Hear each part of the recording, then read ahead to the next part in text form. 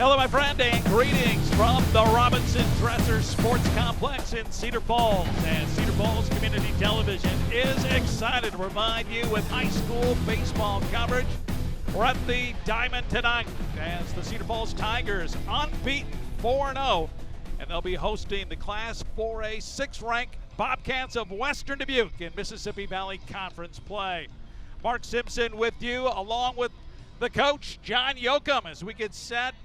John, exciting to say, kind of a pivotal game early into this season. Yeah, I agree, and I also think it's probably a little step up in competition from the first few games, with the marquee player with Harris on that team, and just get a good chance to see where you're at.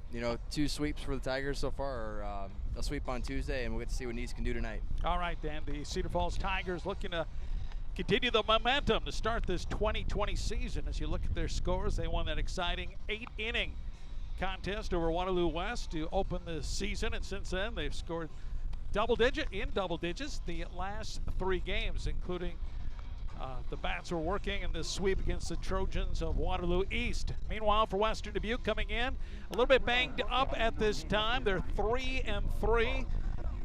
And they're hoping to gain some ground on Cedar Falls, and they're thinking sweep tonight. Exactly, that gets them right back in the mix for the conference title. You see the rest of the Western Dubuque schedule. And here's Cedar Falls defensively. And they're going to have Zach Neese on the mound. We saw Zach in the season opener against Waterloo West. He went 4 innings, gave up 2 earned runs, struck out 7, looked pretty good in that short stint. You saw the rest of the Tigers defensively.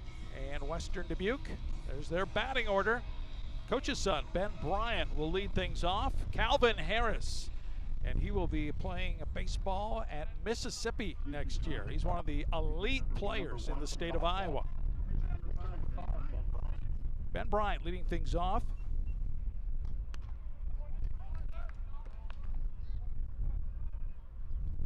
Well, he's a coach's son, so fundamentally, he has no weaknesses. That's right. Neese could throw in the low 80s. Hits the strike zone. 0-2. He's working him on the outside part of the plate there. Top 3 in the Bobcat order. Really, really good. As Bryant watches a pitch just miss outside. 1 ball, 2 strikes. It'll be Ben Bryant, Calvin Harris, who's DHing, then Sawyer Nauman facing Neese to begin the ball game. And strikeout for Zach Neese to start the game. 1 away, and here's Calvin Harris. Did a good job of starting out in the zone and a little breaking ball. Calvin Harris coming into this ball game, batting .500 on the year, 2 RBIs. He's kind of battling a nagging injury, kind of like a tennis elbow, so has not pitched this year. He's a very talented pitcher. Has not really played a position. They're just kind of taking advantage of his strong bat as he swings and misses. Conserve energy and get hits when you can. Yeah, with the condensed season, Coach Casey Bryant for Western Dubuque was telling me they just want to be better at the end of the year, so they're not going to rush him back into the starting lineup as he pops it up left side of the infield. Shortstop Caleb Rasty for Cedar Falls makes the one-handed catch. Good communication there between Kramer and Rasty. Rasty called him off there and made the catch. 2 outs here in the top of the first. 2 outs, and here's Sawyer Nauman, the junior first baseman. Nauman is a brother on the team as well. First pitch, fastball missing outside. What do you like best about Zach Neese as a pitcher? Well, I haven't got to see him throw before, but I knew he was one of the starters that started 8 games last year, so he's one of their top 3 starters from last year. I know that he, works quickly, likes to get ahead in the count, and he's peppering with strikes right now. That's what I like to see.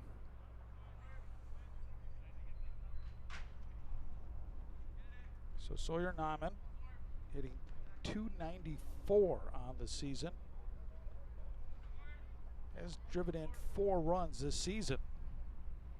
2 outs, nobody on, top of the first, no score between Cedar Falls and Western Dubuque. cat fight here at the Robinson Dresser Sports Complex. 1-2. Zach Neese started the season opener for Cedar Falls against Waterloo West. Got no decision in that contest. Coach Brett Williams for Cedar Falls says he hides the ball well. That's what he likes best about him. He could throw 3 pitches for strikes, and he's a smart pitcher. Oh, a little off-speed pitch, and 2 strikeouts, and a 1-2-3 inning for Zach Neese. So a strong start for the junior pitcher. So no runs, no hits, and nobody left aboard as we go into the bottom of the first inning. You can't script that much better. 3 up, 3 down, get back into the dugout, get your bats going. And like you said, we've been pretty hot with the bats, scoring double digits the last 3 games. Hopefully we can get off to a hot start tonight. Let's take a look at the batting order for the Cedar Falls Tigers. Leading things off will be second baseman Isaac Bauer, Gabe Flancha, Max Steinlage, Drew Hoth in the cleanup spot. Pitchers Zach Neese. And then it's Brody Bartlett, Caleb Rasty, Jaden Kramer, and Colby Coonrat. Cedar Falls, coached by Brett Williams. He's in his first year as the head coach. He's got a little catching up. Do a catch up to Casey Bryant, longtime coach at Western Dubuque, who's been there 25 years. Has 443 victories.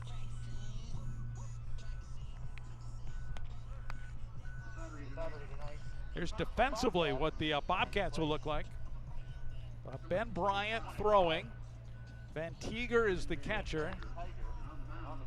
Nauman, Hogan, Baumover, Perino, the infield. They have Quagliano in left, Stoudemeyer in center, and Kleesner in right. Beautiful day for baseball. Well, you cannot ask for better conditions. 2 good days of weather. Exactly, this week. it's been great. Got rid of that rain on Monday or whatever day that was, and cleared up pretty nice. Bryant is 1-0 on the year. He's pitched 4 innings so far, giving up 2 earned runs. He struck out 6, walked 3. So Ben Bryant, he's going to play 2 sports at Wartburg College. He's going to play football and baseball. So he's a good athlete. Second baseman, number 1, Isaac Bauer. Said, saw the Wartburg campus, loved it. Hard not to, that's an impressive facility. First pitch called strike to Isaac Bauer. Ben Bryant can throw in the low 80s as well. Can mix it up. That's a pretty good curveball.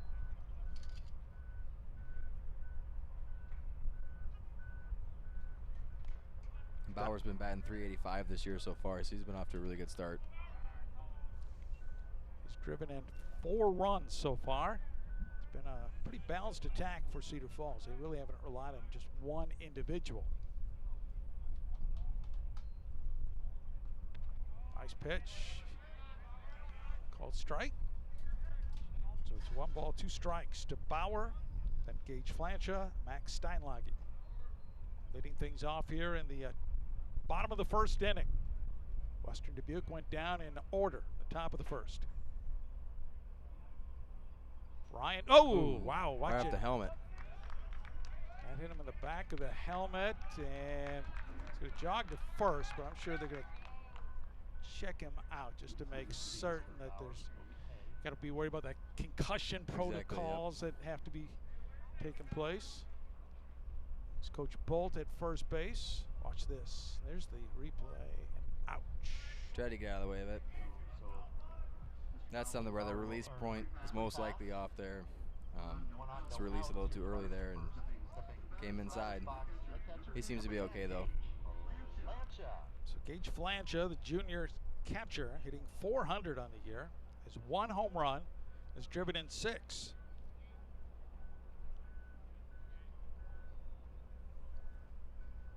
That ball is hit towards the shortstop, drifting over to his right, and then throwing it into right field is a bomb over.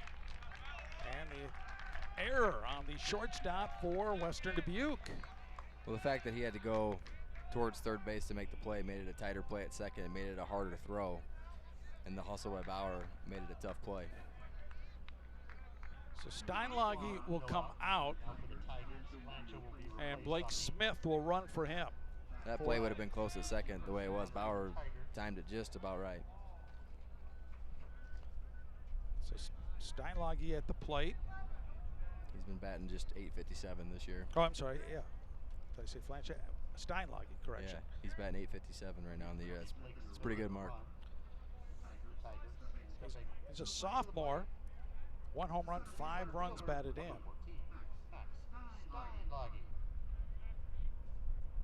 Was 6 out of 7 at the so far this year.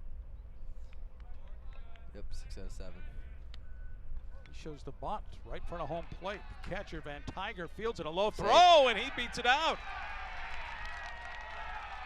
Well, you know, that's got to catch you by surprise. Somebody that's 7 for 8 on the season, or 6 for 7, dropping that bunt down. You're not really expecting that. And he's left-handed, and he's long. Hustles down the line. Great hustle there by Max. So Bowers at third. Blake Smith running for Flanches at second, and Steinlage at first. And here's Drew Hoth batting .500 on the year. And they got nowhere to put him either. Hoth leads Cedar Falls with 3 doubles on the season. So Tigers trying to strike first here in the bottom of the first inning off Ben Bryant and the Western Dubuque Bobcats. So I'm told Drew Host's father's birthday today, so a nice present for Dad would be a birthday grand slam would be yeah. all right. We saw Drew hit a grand slam last year in a broadcast here on Cedar Falls Community Television. You see. Is there any like announcer jinxes in baseball? None okay, whatsoever. None, so we're good. All right. As you can tell on screen, Drew is a big man. The junior lumbers up to the plate, but he's very selective at the plate. He leads the Tigers in walks as Ben Bryant. Which is tough to do because he's got to protect, you know, a lot bigger strike zone than most of the other guys. He's 8 walks through the first 4 games. That first pitch was a nice curve by Bryant. Movement on that one, but it's low. It's 1-1. Looks so far they're trying to pitch the ball down to him. Don't elevate it.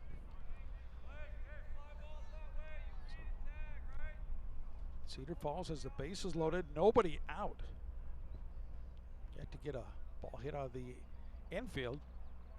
They have the bases juiced. Called strike by home plate umpire Dave Nee. It's a good pitch there. Started in the middle and worked its way to the outside part of the plate. Drew thought about swinging at it and laid off. So Bryant ahead of the Cedar Falls batter, Drew Hoth. And got a piece of that, but caught by the catcher Van Tiger, and 1 down. It's a big strikeout.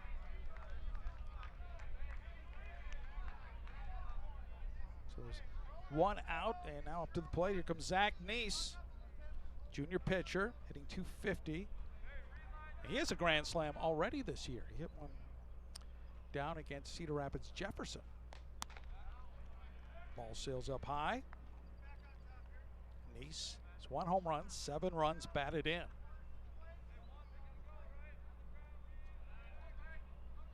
Tigers trying to take advantage of it. But the bases loaded here in the bottom of the first inning. Pitch outside, 2-0. This is where Zach can start to be really selective on what he's looking for here because he's got pitches to work with.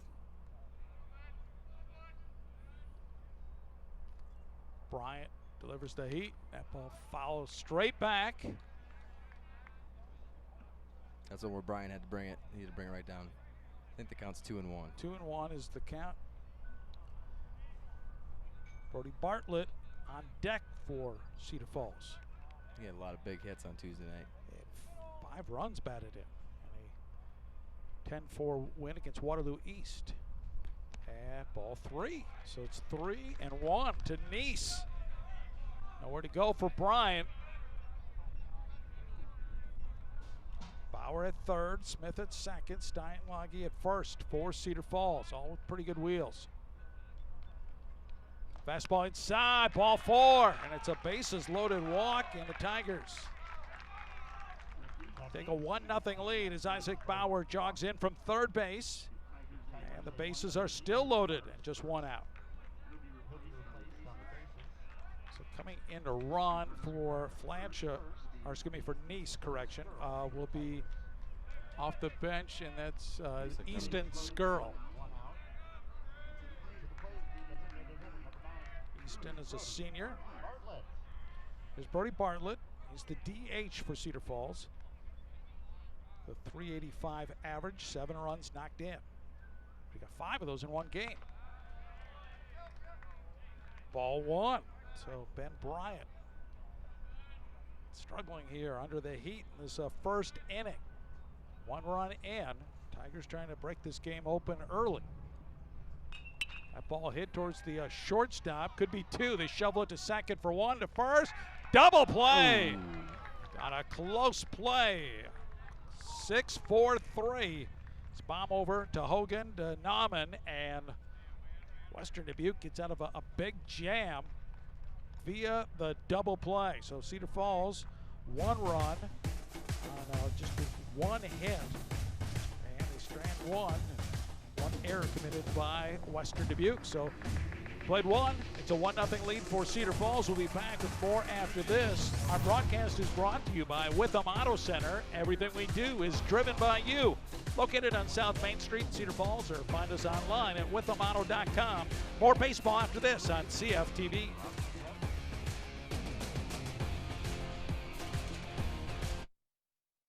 Looking for the absolute best deals in Iowa on new Fords? Witham Ford in Waterloo, Cedar Falls, and LaPorte City has you covered. Looking for the Cedar Valley's largest Ford selection? Witham Ford has you covered. Our 3 locations means we're the Cedar Valley's largest Ford dealer, covering all of your Ford needs for sales, service, and parts. So shop the Ford dealer you can count on. Shop Witham Ford in Waterloo, Cedar Falls, and LaPorte City. Everything we do is driven by you.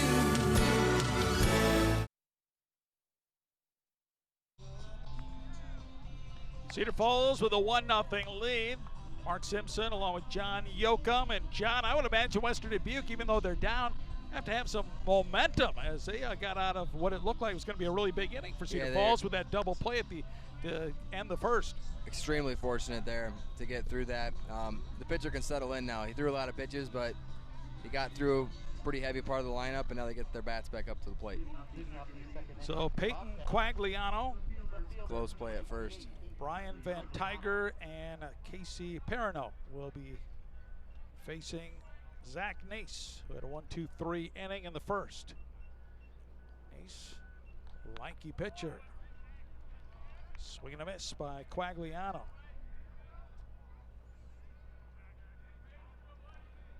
And Quagliano's really putting together a solid season statistically so far. He's hit .500 on the year. So he takes that one, a shallow right. Coming in, Connor Woods for Cedar Falls. And makes the one-handed grab. Quagliano had 9 hits, scored 7 runs. Good, 7 of those 9 hits were singles and 2 doubles. So it's a nice play there by Connor Woods, not to overrun that. That's something that typically happens on some of those line drives to right field. So Brian Van Tiger. That name, I feel like he's playing on the wrong team. I didn't even think about that till just now. He's hitting .222 on the year. Sophomore, 2-0. Has pitched down low.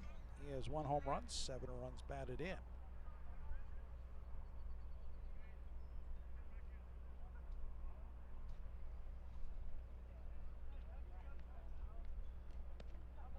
There's called strike. Nice pitch on the outside corner there. You know, that catch by Connor Wood, it's difficult because it is. He made it look a lot easier than it is. Yeah, because that sun, it's hard to battle. It's hard to find the ball off the bat.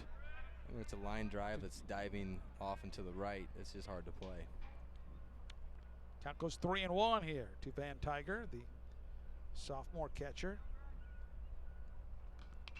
Hits that ball, foul, out of play. Right behind us. We're located in the press box. Full count now.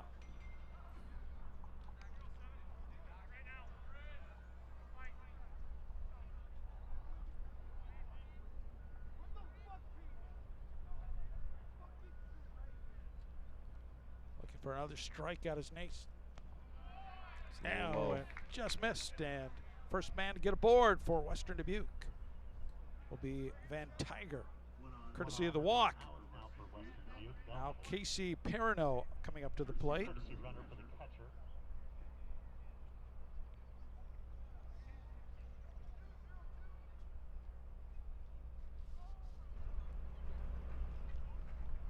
An absolutely beautiful day for baseball here in Cedar Falls at the Robinson Dresser Sports Complex. Cedar Falls undefeated, 4-0, while Western Dubuque 3-3. Number 6, Casey Perano. Perino, senior third baseman, hitting .278, has driven in 5. Inside pitch. Tigers had the bases loaded with no outs, only come away with 1 run in the bottom of the first inning. Western Dubuque helps them with a nice 4-6-3 double play to close out the first. Get out of could have been a jam. Called strike, 1-1. Dave Nee, who now lives in the Waterloo area. Roger Johnson is the umpire in the field from North Liberty. Good veteran crew.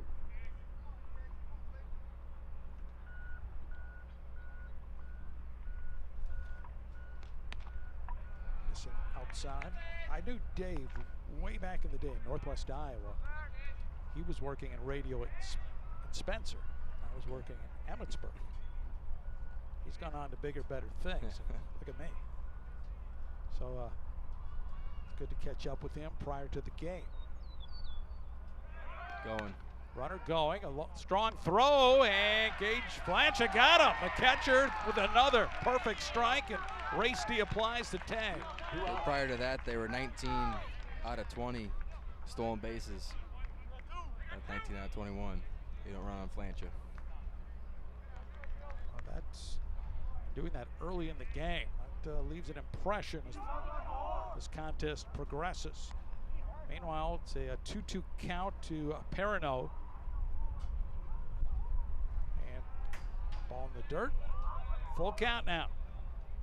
So now 2 outs and nobody on. Cedar Falls on top, 1-0.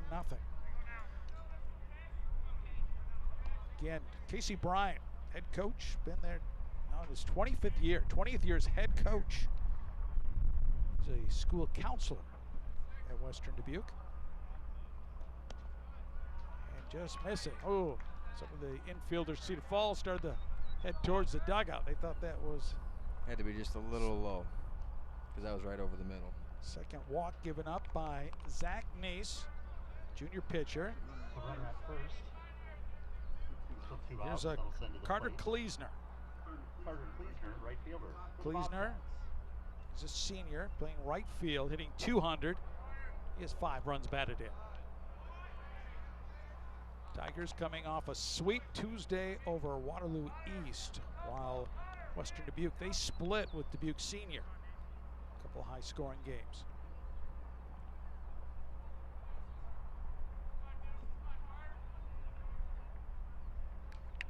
Swinging late, fouling it off is Kleesner, 1-1.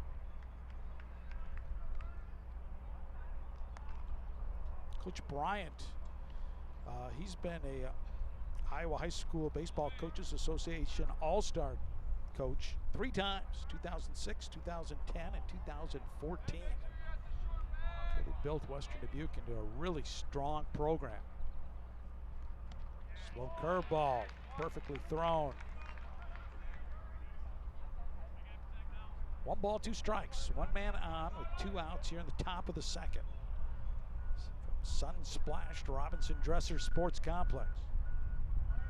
We are at the baseball diamond for this somewhat important matchup here in the Mississippi Valley Conference. Great pitch on the outside by Neese there. Gleasner goes down. 3 strikeouts now for Zach Neese, who's been nice so far here early. Let's take a look at that great defensive play, John. Yeah, good transition from the catch to the throw. Perfect throw right on the money. Racy does a good job of blocking the bag and tagging him right there. So bottom of the second.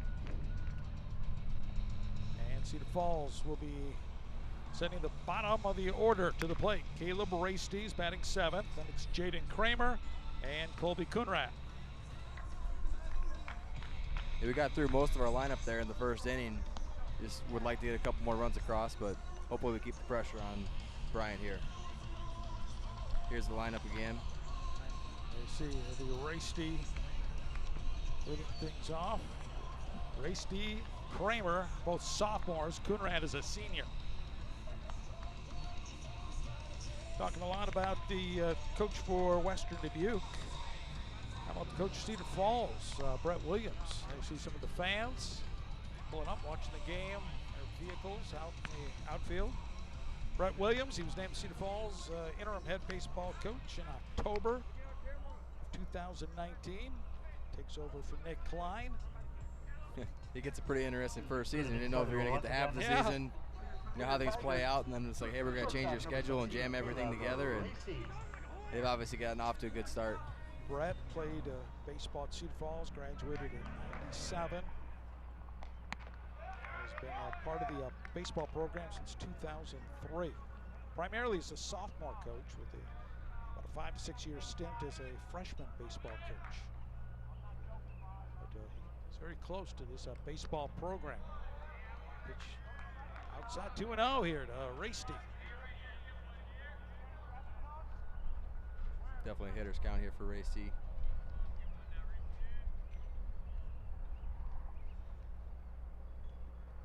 Swinging light. Ben Bryant. 1-0 on the year. Trying to go 2-0. Trying to get a first win of this doubleheader against the Cedar Falls Tigers. Rasty. It's a one hopper. Fielded by Baumover, the shortstop. And one shortstop throws out the other shortstop. There's one down. Yeah, that was a nice play off of one hop there. Good throw across the diamond right on the money to the first baseman. How aggressive do you want your infielders? You know, that took a perfect bounce to him, but how aggressive do you want you definitely want to be the one making the play. You don't want the ball to play you, so I think the more aggressive the better. And it's all about timing. Now Jaden Kramer, sophomore. Quietly, he's having a very good year at the plate. 667. 2 runs. Driven in.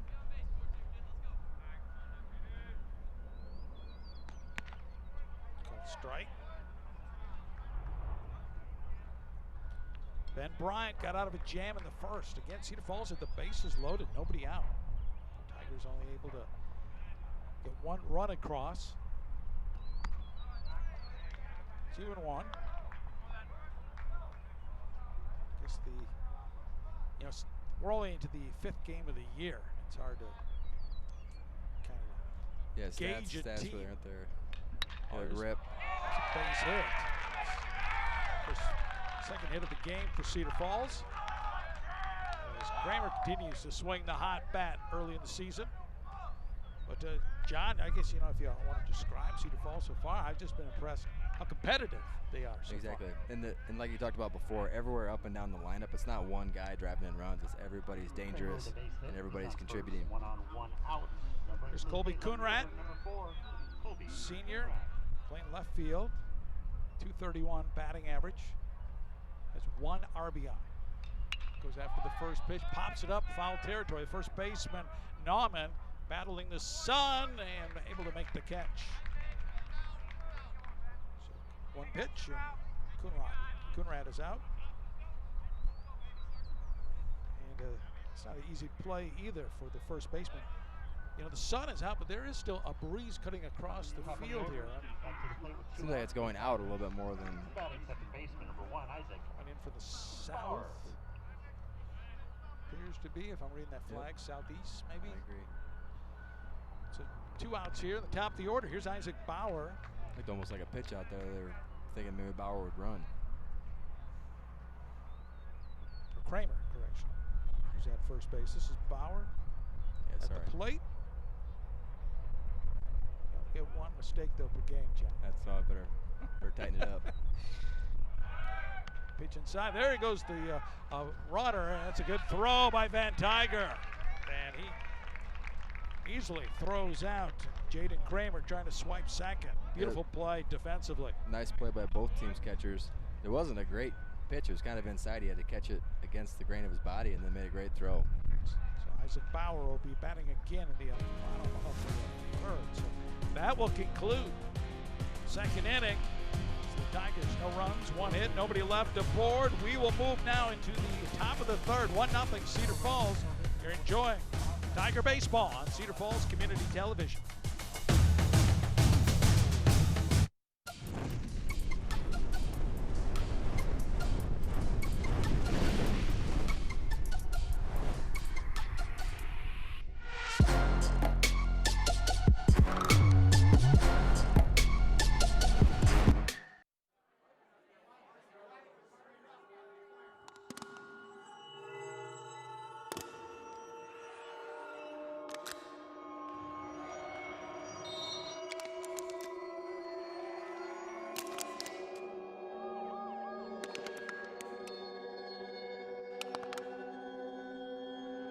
Underage drinking comes at a cost.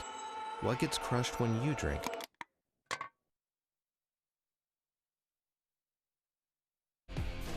Today's broadcast is brought to you by Signs by Tomorrow. More than a custom sign company, we're your advertising solutions resource. SignsByTomorrow.com. Mark Simpson with John Yoakum. We're at the Baseball Diamond here at the Robinson Dresser Sports Complex in Cedar Falls. Top of the third inning. We'll see Ben Hogan, Garrett Baumover, and Ben Bryant. The 8-9 on the top of the order, batting for the Bobcats of Western Dubuque. Still looking for their first hit of the game off Zach Neese. Ball fouled off. Right side of the right side, right for the dugout of the Bobcats. Hogan's batting 182 on the year.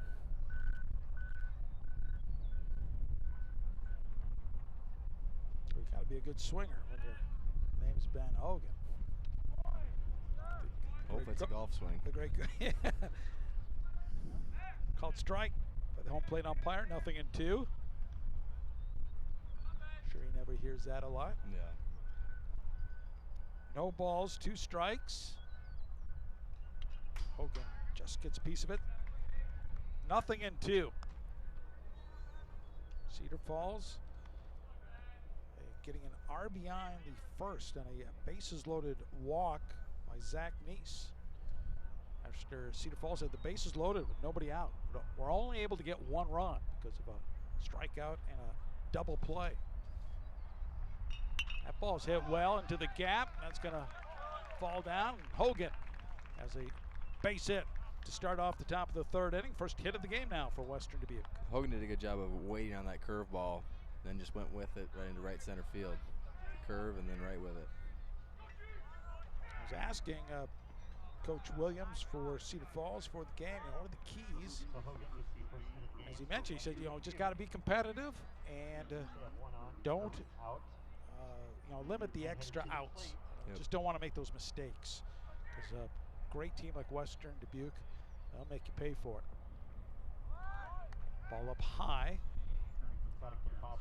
Gage Flancher, the catcher, throwing out Van Tiger last inning. So we'll see how aggressive the Bobcats are on the base pass. Bomb over at the plate.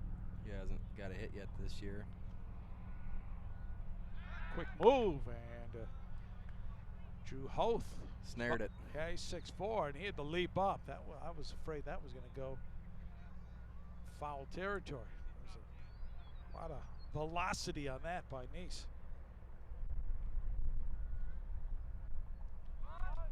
Ball, not sure if that was Foul a tip. Was that attempted bunt or? It was. Okay. Yep. We got fouled off the home plate umpire. 1-1 the count.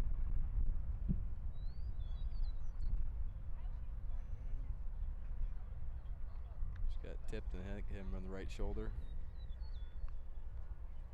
The face mask a little bit there too. By the collarbone a little bit. So you want to be a baseball umpire. Yeah. Dave's been doing it over 30 years. Well, got Roger Johnson in the field. He's been doing it over 40 years. So they should get maybe a couple calls right today. Again, he shows the bunt. There's a strike. He offered at it there, yep. It's a good pitch by Nice there, low and away. It's going to be a tough pitch to bunt. That's the kind of unsettling thing. You see these umpires, a lot of these guys, you've seen for years. Where are the young umpires coming up? That's the thing you got to be concerned about. It's a tough job. Incredibly hard. Swing and a miss. Oh, got away from Flancha, or did it? Nope. First base was occupied, and so the runner's out at first, and then okay. It's your option at first to do what you want. And moving over to second was Ben Hogan. Just smart of Flancha there not to throw it to first. There's no point. There's an out, runner advances to second though on the play. So now we have 4 strikeouts in the game for Zach Nice. That's first out of the inning. Hogan now in scoring position. Here comes Ben Bryant. Took me a moment to realize how come he's not throwing the ball, and then realized the runner at first base, and then he has the option defensively. Well, and if you're not sure as a batter, always hustle down the line. Here's the pitcher, Ben Bryant. Second time through, he's struck out. Start the game. First pitch up high, 1-0. Correction, 2-0. 2 balls, no strikes.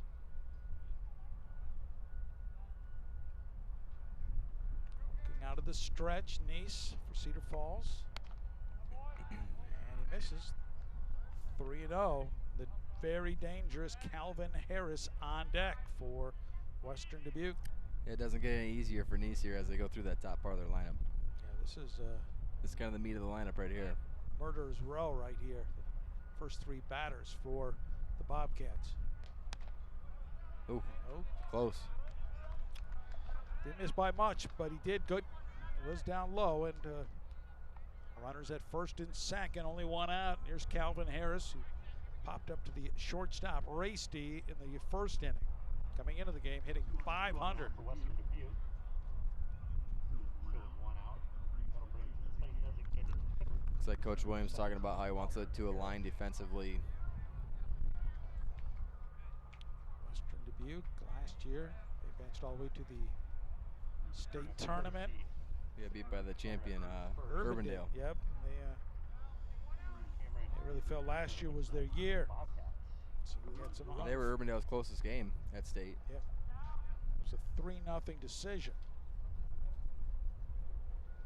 First pitch, that slapped hard to deep left. Coonrat going back, reaches out, can't grab it. Coming in to score will be Hogan, and Bryant will wait at third. It's a double for Calvin Harris, and we are tied at 1 apiece. It's good effort by Coonrat here, just outstretched. So Calvin Harris drives in his 3rd run of the season. And now here comes Sawyer Nauman.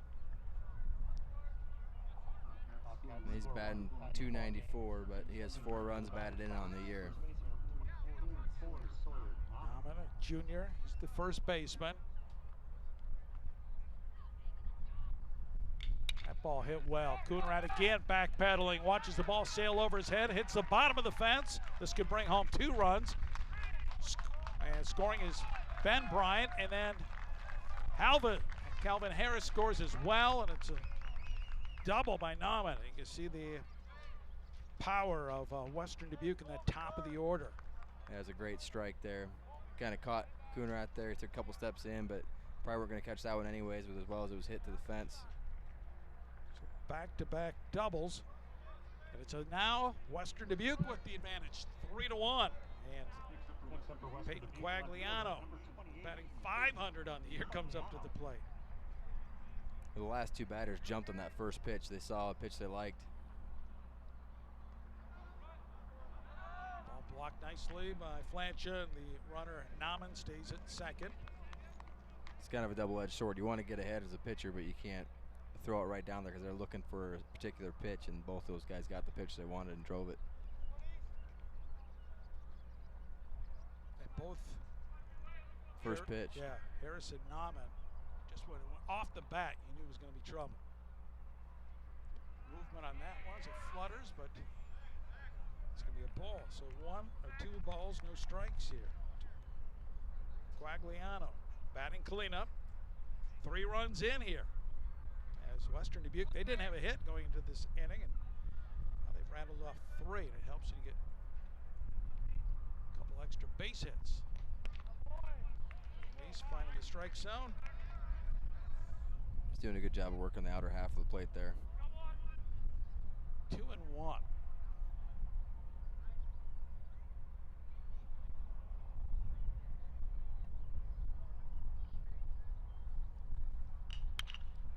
hit, shortstop Rasty comes in, fields it cleanly, and a good throw. It's 2 outs. Rasty thought that was the 3rd out. He started to move his way towards the dugout. It's only the 2nd out of the inning. This is one where if he's got to be aggressive coming, see how he charges it. You have to be able to make that play. If you let the ball eat you up, you're not going to be able to throw him out at first. I don't know if he got a shot of Rasty after he threw that ball, but The catcher, number 25, Bryn he's Bain. moving towards the dugout. It's wishful thinking. Now Brian Van Tiger up to the plate again. So last inning, drew a walk. He's the first Bobcat to get aboard. And he was caught stealing.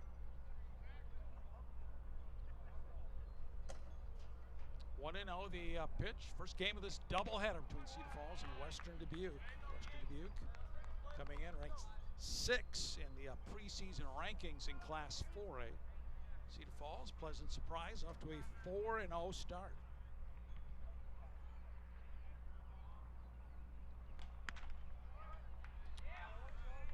Nice hasn't been off by much, but I'll give credit to the home plate umpire. Has been consistent in his strike zone so far.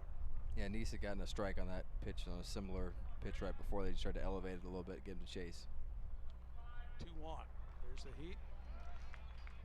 Gobbles up Van Tiger. 2 balls, 2 strikes. At second base, Sawyer Nauman. Or excuse me, now at third base, Nauman, who moved over on that throw as Quagliano grounded out. Nauman with a big double to drive in 2 runs to put the Bobcats ahead, 3-1. Good stop there by Flancha, saves a run. Yeah, those are little plays that you don't really take into account because you just expect them to make them, but that's a big stop behind the plate. Yeah, it just really doesn't show him the box Exactly, score. yeah, you don't notice that unless the play isn't made. Full count. Just outside. Zach Nace, second walk he's given up in the inning, so it's becoming a long inning for Zach Nace. You see his pitch count where he's at right now. They just talked about what they want to do here if there's a steal situation. Now Casey Perrinode, the senior third baseman. Stepping to the plate for Western Dubuque, number 6, third baseman, Casey Perno. Perrinode drew a walk last inning. Nace. It's a little high there. Laboring, trying to get that final out of this third inning. 3 runs in for Western Dubuque. And a runner at third, 2 outs. Should say runners at the corners. Well, what's a good team's do to you? They just keep putting pressure on you, and hopefully they crack through sometime. 2-0 the count. Ace looking out at the stretch. ball is crushed to left field. Now you see it. Now you don't. 3-run homer for Casey Perrineau. And Western Dubuque opens up the game as they now lead 6-1. Yeah, that'd be his eighth RBI of the season. No doubt about it. Perrineau, who's committed to Southeastern Community College, crushes that one. Oh. Just turned on it right away. Got the exact pitch he wanted and turned on it, and there it goes. The marquee players for Western Dubuque stepping up. It's now 6-1. Carter Kleesner up to the plate. See how Nice reacts here after giving up the home run now that opens up. Turns this was a Cedar Falls 1-0 lead. Now they trail 6-1. Down low, and again, Nice not off by much, but I think Flancher thought that one was a strike.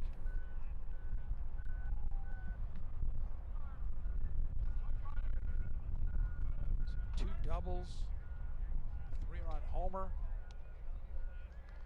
And Western Dubuque flexing their muscle here in this 3rd inning. That's a 3-0 count here to Carter Kleesner. Well, sometimes as a pitcher, if you're not getting some of those outside calls, you feel like you have to groove it right down the middle, and that's where you get into trouble. 4 pitches, another walk, and that might be it for Nice. Brett Williams coming out, slow walk to the pitcher's mound. That might be it for Nice, who is laboring here in this 3rd inning. I think he's going to let him keep going. I think he's going to give him another batter, try to get out of the inning. So there you see 27 pitches here alone in this 3rd inning. Plus this is one where he could be giving somebody time to warm up as well. Brett Williams talking to both catcher and pitcher right now. And again, it was a 1-0 lead for Cedar Falls heading into the top of the 3rd. RBI. And it could also be talking to Flancher about positioning on some of those pitches where he lines up and how he holds the ball. It sometimes affects some of those calls. Could also be a discussion that's happening. Calvin Harris with an RBI double. Sawyer Nauman drove in 2 with a double. And then they had the big home run by Perrineau.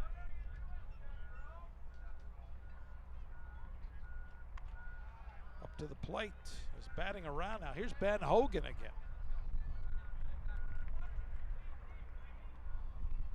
10th man to face Zach Nice. Ball fouled off. He had that nice drive into right center his first time up to bat this inning.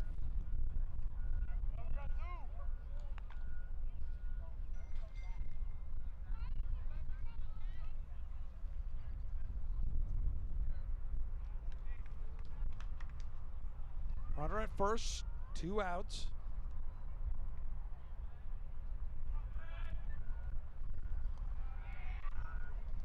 Slow sweeping curveball misses.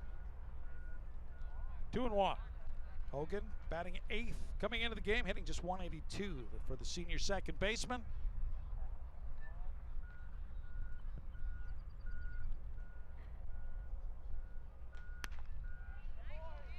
There's a called strike. 2 balls, 2 strikes. Over to Hogan. Come after him right here, get out of the inning. Beautiful day for high school baseball. First game of twin bill between Cedar Falls and Western Dubuque. Ball fouled off. His count remains 2-2. 6-1, but positive for Cedar Falls. Very early in this ball game here. Yeah, there's still plenty of time.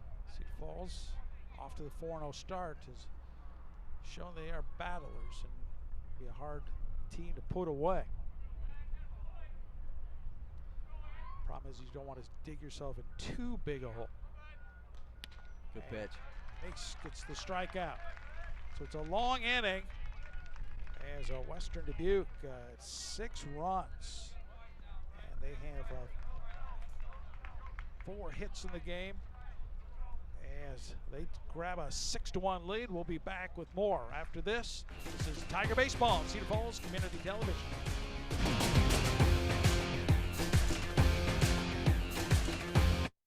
Looking for the absolute best deals in Iowa on new Kias? Witham Kia in Waterloo has you covered. Looking for the Cedar Valley's largest Kia selection? Witham Kia has you covered. We're the Cedar Valley's largest Kia dealer, covering all your needs for sales, service, and parts. Our Kia prices have never been lower, and the savings have never been bigger. See for yourself at withamkia.com. So shop the dealer you can count on. Witham Kia in Waterloo. Everything we do is driven by you.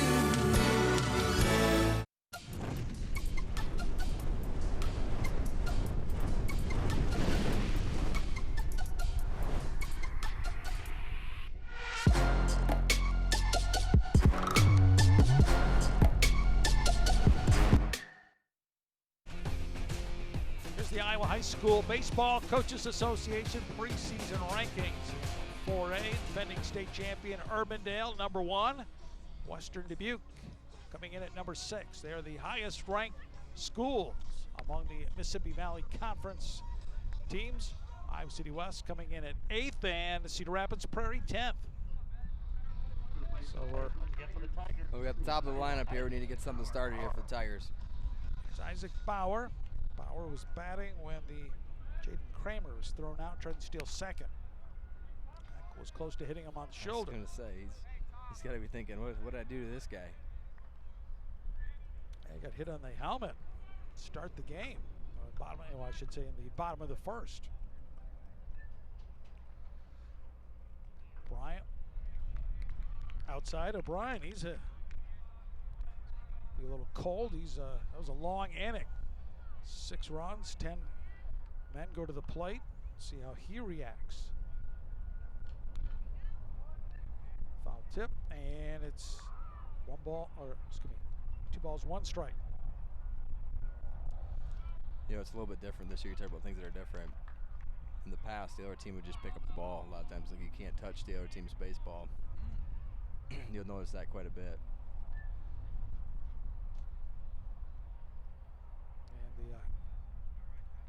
Brian Van Tiger, the catcher. Moment's delay and something in his eye. Yeah, Van Tiger, he's got to move to Cedar Falls with that last name.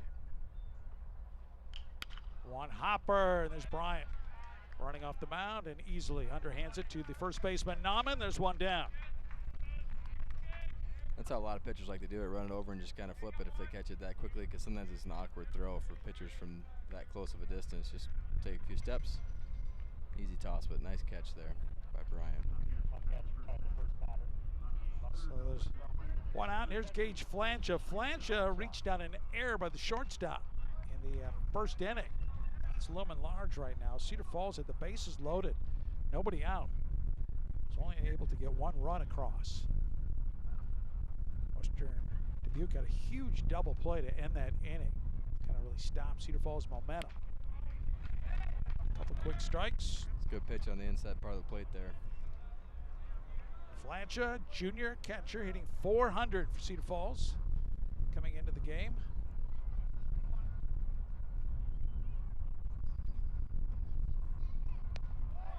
Three pitches. Flancha goes down. As a pitcher, when your team puts those runs up for you, just get more confident, and it makes them be able to be a little more aggressive. Here's Max Steinlage batting. Steinlage playing center field. Sophomore who, he's now 7 out of 8 this year at the plate. Came into the game hitting .857, and he raised his average with a bunt single in the first inning. John, do the math. What's his average right now? 7/8, 80.875. Thank you.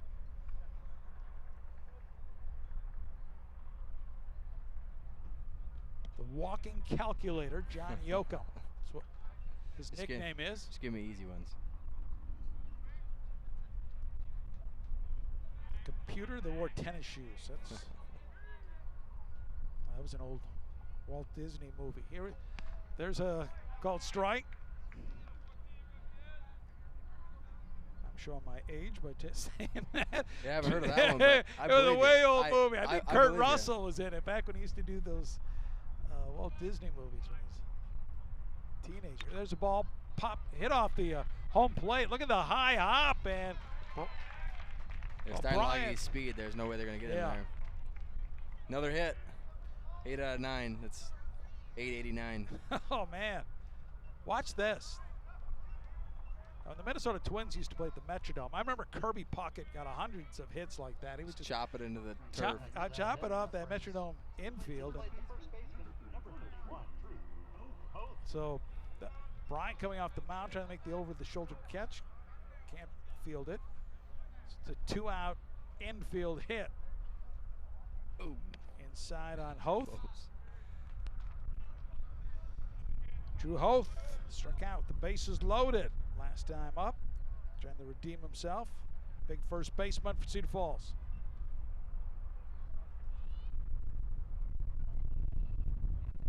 That ball hit well right field. Kleesner watching that one. Roll to the fence. Will it bring in a run? Steinlage rounding third. There's going to be a throw to home plate. The tag, no! Did not get him. And Hoth with another double. And it's now 6-2. Great hustle by Steinlage. Running hard the whole way. Great swing. Hoth, that's the first run he's knocked in this year. Watch Steinlage. Hustling. It's a pretty good relay by Western Dubuque as well. The tag came up the line. Now watch Van Tiger. Yep, his throw wasn't quite good enough to home plate. From our vantage point, I thought that it looked tag like closer. Yeah, yep. But he missed considerably. Now we have Zach Neese coming up to the plate. So the Tigers getting one run with 2 outs here. It's now 6-2. Both teams now have 4 hits in the game.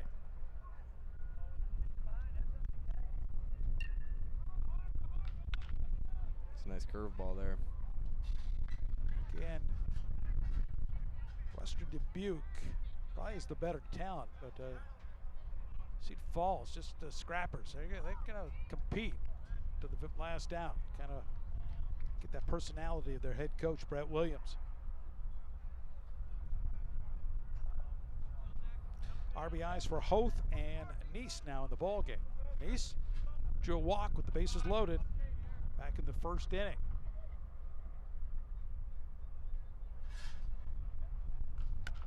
Another high chopper. This time Bryant fields it, throws it, and the first baseman can't come up with it.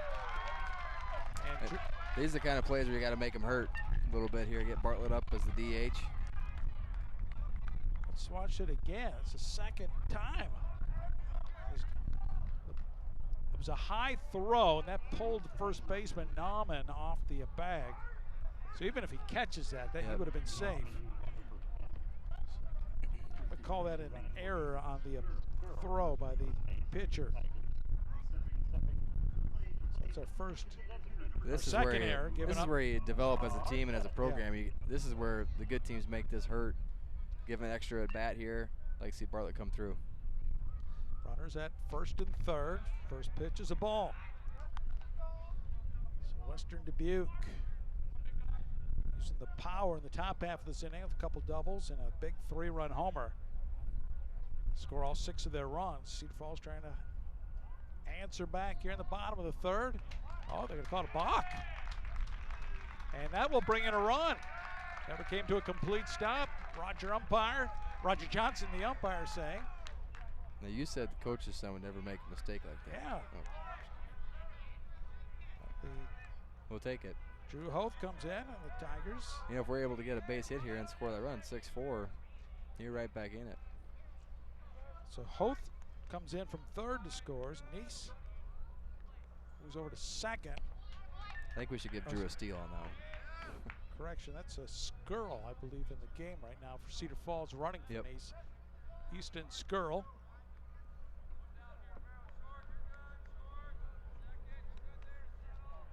2-0 count. Bartlett watches that. Called strike.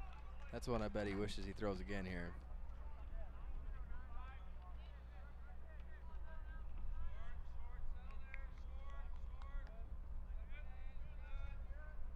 That ball taken a right, but it'll go foul. Good contact there. 2-2 the count. Bartlett's the DH tonight for Cedar Falls. He's hitting for right fielder Connor Wood.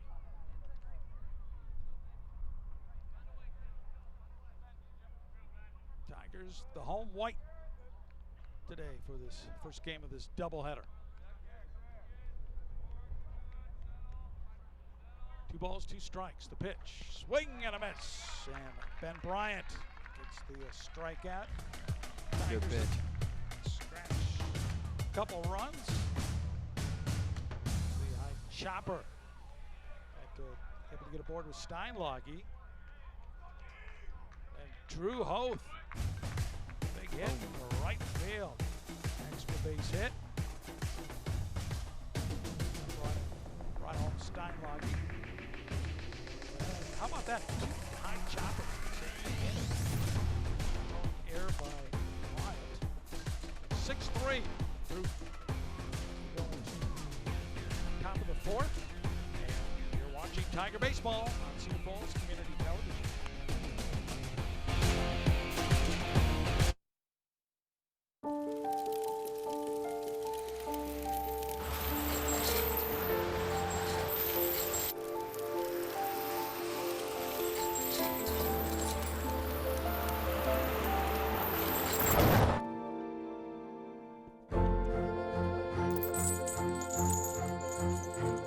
Did you know dragging chains can spark a wildfire? Only you can prevent wildfires.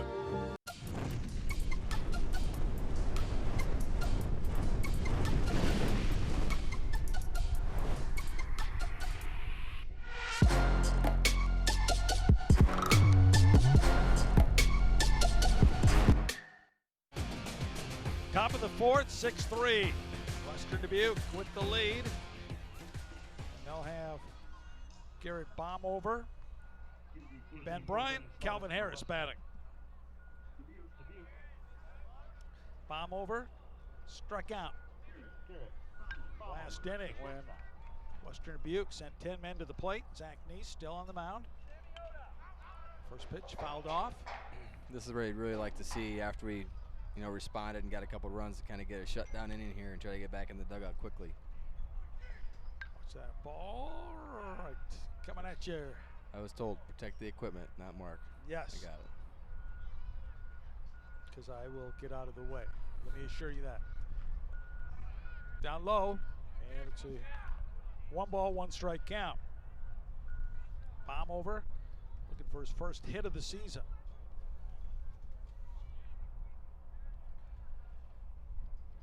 Neese comes inside. He's been close, but no scar. He's Definitely seems like Western Yeah. Dubuque's doing a good job of picking up the pitches as the game's gone on. That first time through was pretty successful, and they're having a lot more success the second time through the lineup. 2 balls, 1 strike. That was 3-1. Ben Bryant on deck. That dangerous top of the order for Western Dubuque, which burned the Tigers last inning. I'm looking, I don't see any action. Cedar Falls bullpen is leadoff walk.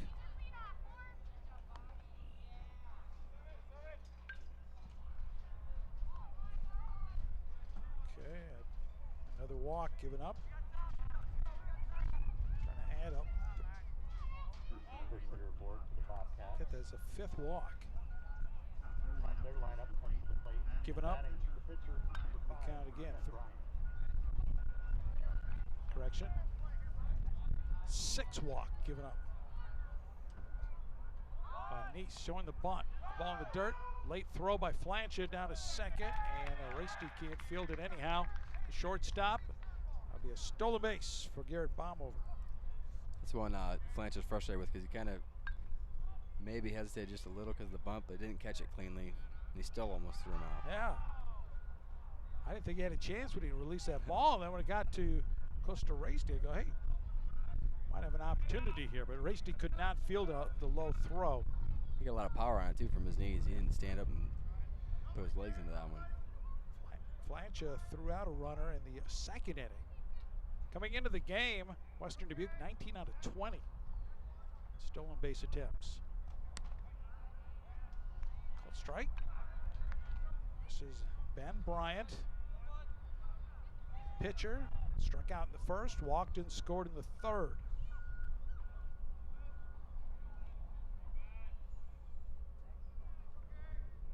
Nice, the heat. And one thing I noticed going through the lineup, they have a lot of seniors. Looks like a lot of mature guys out there, and you get that with tradition that Western Dubuque's had.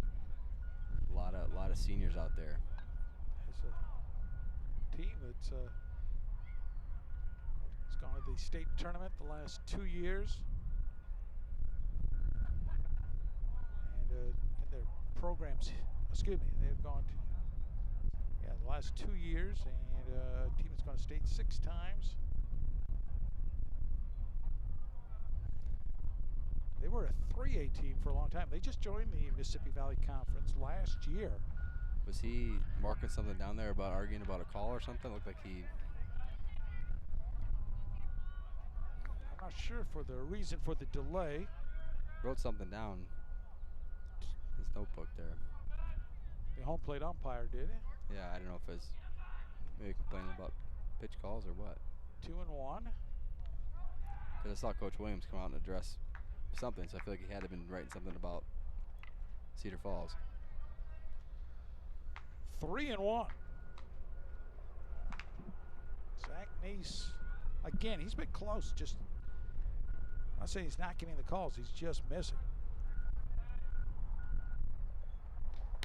I think you have to credit Western Dubuque making him work too. I mean, there's a lot of pitches that you could easily take some cuts at that they're just holding off and they're swinging when they have to.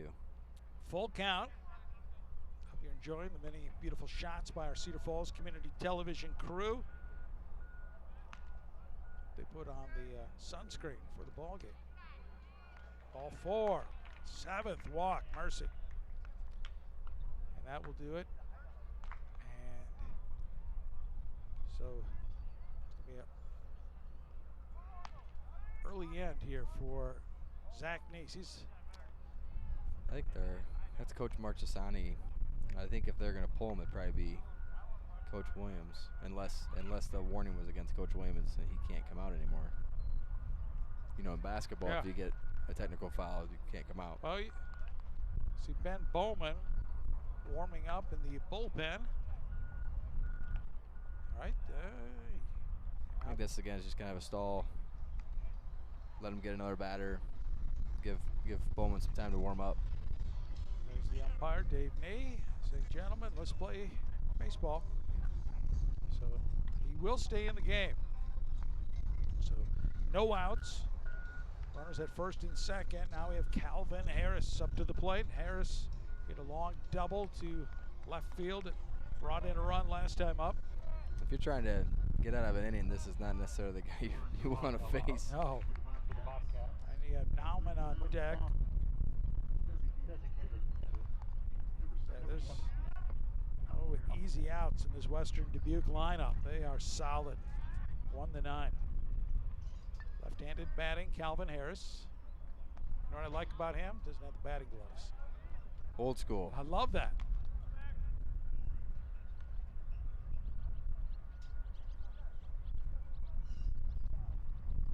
I always liked when the guys had brought up the pants to the knees. Yeah. Show the stirrups. Very seldom see that anymore. You know, you bring those pants up, makes you look faster. Tell you what, it's going to take more than that for me to look faster out there, Mark. 2-0 the count here. Zach Neese getting into some serious trouble. The DH, Calvin Harris, coming into the game batting .500. He rips that one. Deep center. Now you see it. Oh, and it hits the bottom of the fence.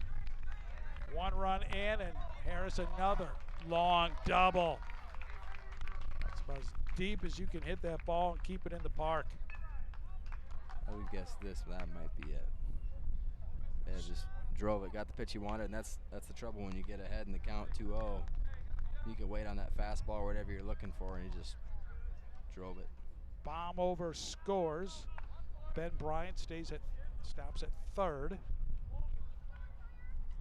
And Bobcats had a hit and a run.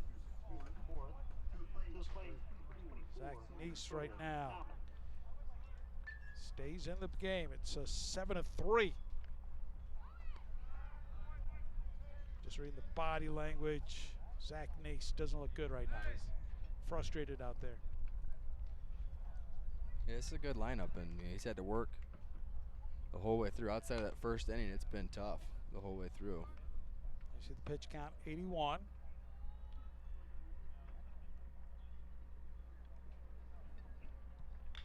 There's a ball drilled in a left. That'll bring home a couple more as Sawyer Nauman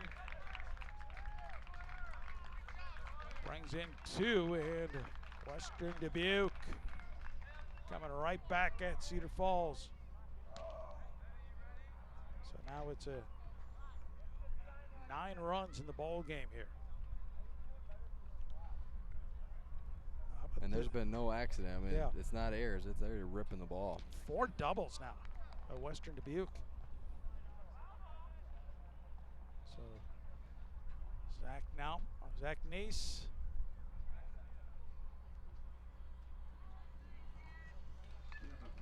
Started the game strong. That second time through the order, Western Dubuque made them pay. And now Ben Bowman will come to the mound. Let's take a break as we got a new Cedar Falls pitcher coming in. See what the Tigers look like defensively. We'll take a quick break. You're watching Tiger Baseball on Cedar Falls Community Television. So who's going to do what? I'll pack the dead batteries. Great.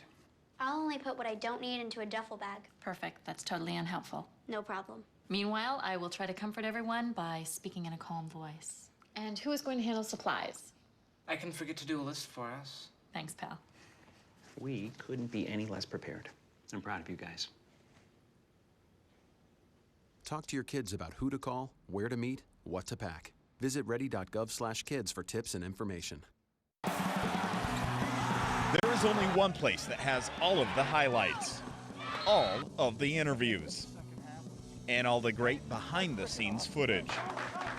Don't miss out on the high-flying action as we break it down on Panther Sports Talk. Tune in each week as Panther Sports Talk covers everything related to University of Northern Iowa athletics.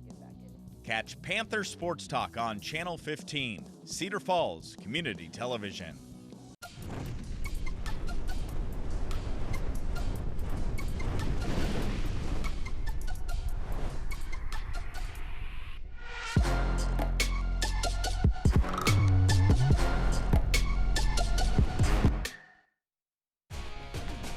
There's our new pitcher, Ben Bowman.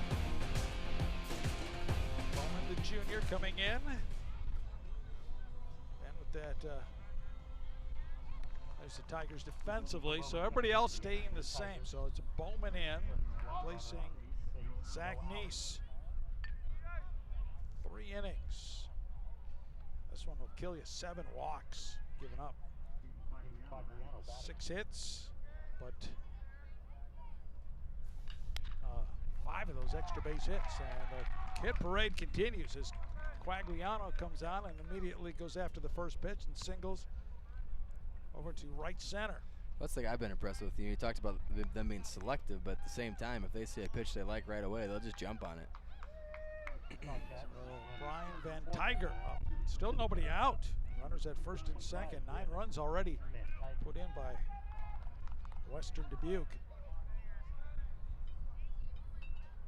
Van Tiger walked in the second and walked in the third. Scored a run in the third. Came in on that big home run hit by Casey Perino. We mentioned about Ben Bowman at that unique delivery, that little hop right before he delivers the ball.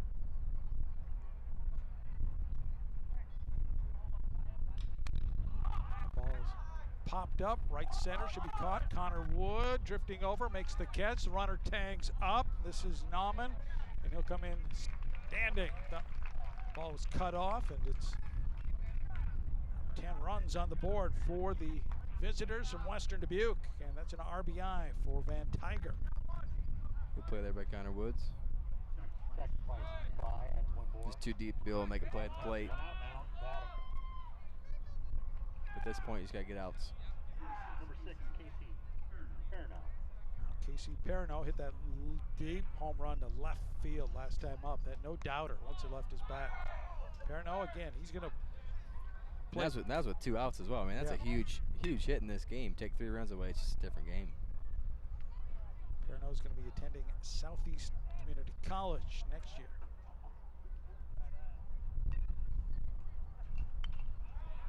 Fouls it out. 1 ball, 1 strike.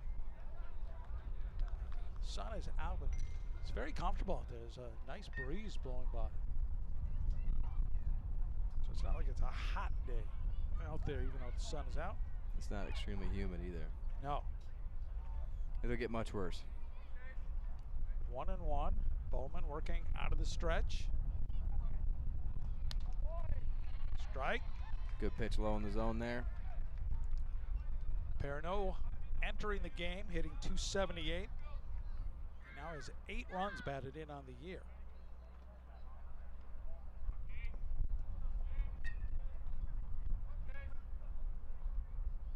Curveball. That's strike 3. Ball got away from Flancher, but again, first base was occupied.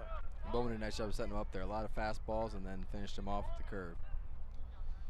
So now just way out in front of that. There's Carter Kleesner up to the plate. Number 22, Carter Kleesner for the Bobcats.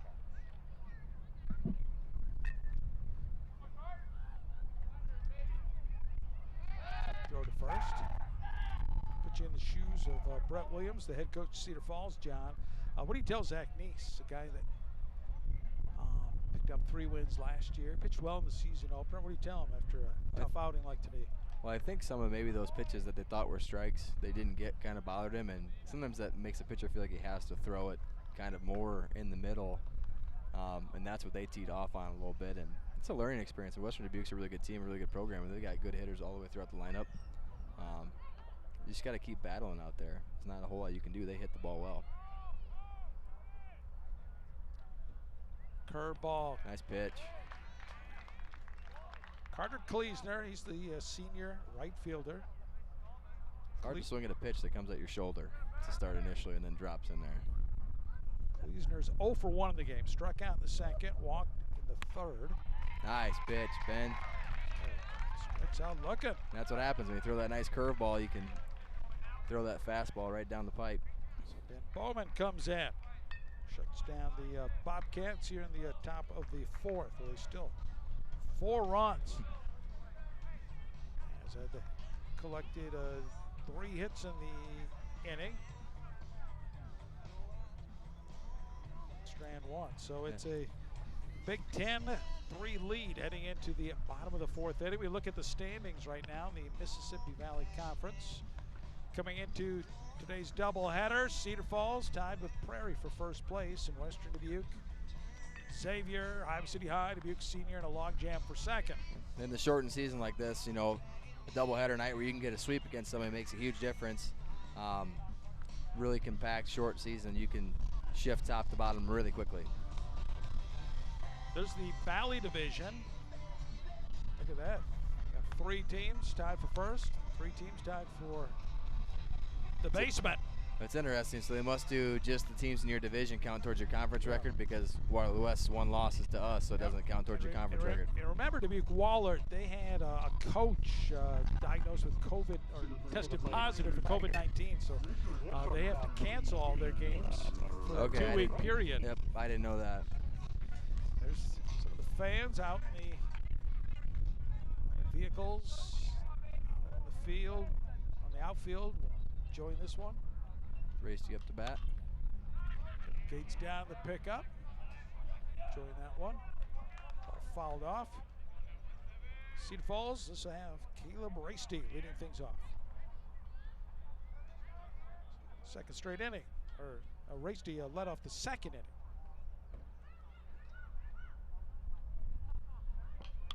Oh, and boy, nice catch. Brian has been active, hasn't he? Athlete right there. Said he's a good athlete playing 2 sports in college. He showed off some athleticism right there. Big smile on his face. I think his teammates are giving him a hard time about the jump there. They're saying, hey, can we play? Exactly. I watched this again. Don't. I think they were saying it wasn't the highest jump, but he snared it. High enough. Jaden Kramer. Yep. Bryant going to play football and baseball at Wartburg College. Rick Willis, head football coach at Wartburg, and Joel Holst is the head baseball coach. After watching that play, Joel Holst goes, you know, maybe you should just stick to baseball. Yeah, just concentrate on baseball. Well, both of those are strong programs at Wartburg, and you know, if you tour their facility, it's one of the best at that level. On Division III, 1 ball, 1 strike.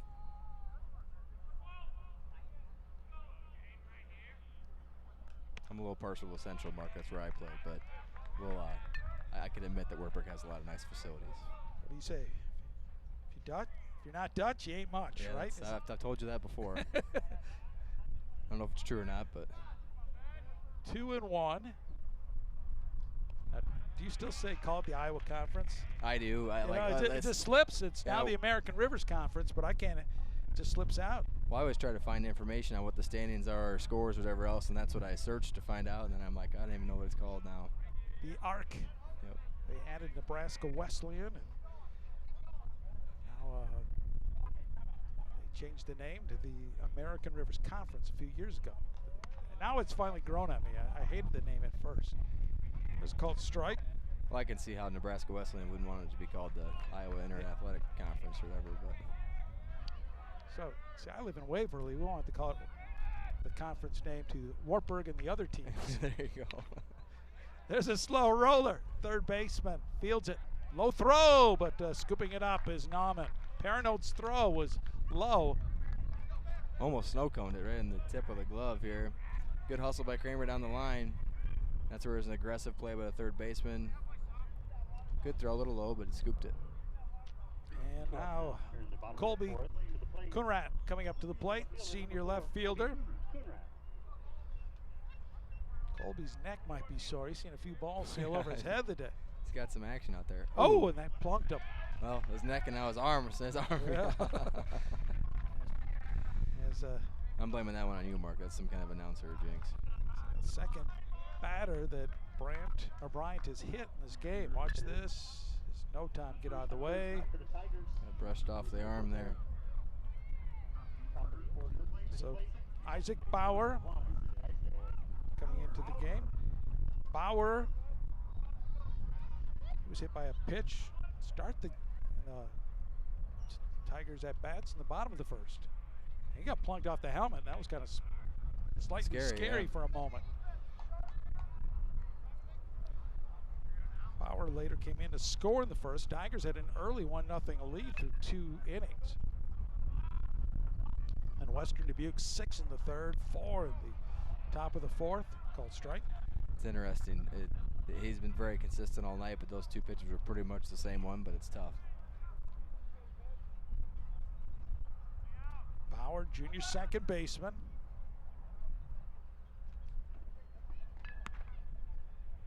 Inside.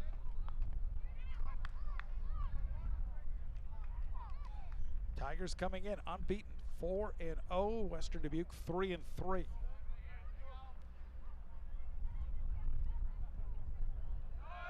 That ball nice hit right over the shortstop, golfs it in to left field. Great base running by Kunrad if he gets there. Kunrad, and the throw bounces off the glove of the third baseman. And that's great hustle. He was going the whole way. Look at his jump there. Great jump. Turns the corner, great hustle, hits the corner of the bag. Good slide too. He's going to break it up if the ball was right in front. He's going to break it up with his foot there. Perino couldn't field it cleanly. Even if he does make the catch, It's going to be tough. Yeah, it looked like Coonrat was in there. Gage Flanch up to the plate. Tigers trying to get a 2-out rally and stay within striking distance somewhat to the Bobcats with the score 10-3. That's the strategy. You just got to kind of chip away. You're not going to get 6-7 runs at once. Just get them one at a time. Called strike. Flancha got a board on an error in the first, struck out in the third. Ben Bryant, 1-0 record coming into the game. He pitched 4 innings in that victory, giving up just 2 earned runs. Flancha checks swing and holds back. 1-1. Flancha just really impressed defensively what he has brought behind the plate so far. And he's hitting 400, so it's he's battled at the plate. Yeah. Big spot here. Up high. 2-1. So I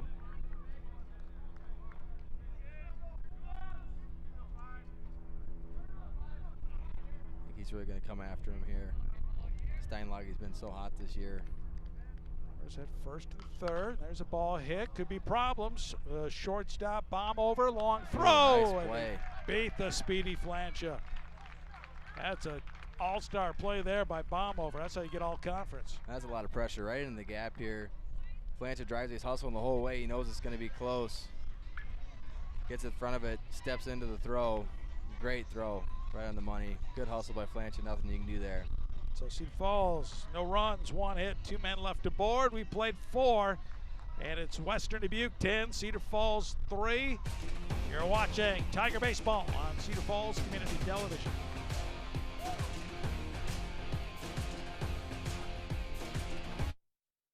What's the easiest way to buy? The Witham Way. And that means offering you the convenience you need when shopping our 3 locations in Waterloo, Cedar Falls, and LaPorte City. These locations mean always having the inventory you want when you want it. That's the Witham Way. And check your mailbox for this month's specials or online at withamauto.com. Witham Auto Centers in Waterloo, Cedar Falls, and LaPorte City. Everything we do is driven by you.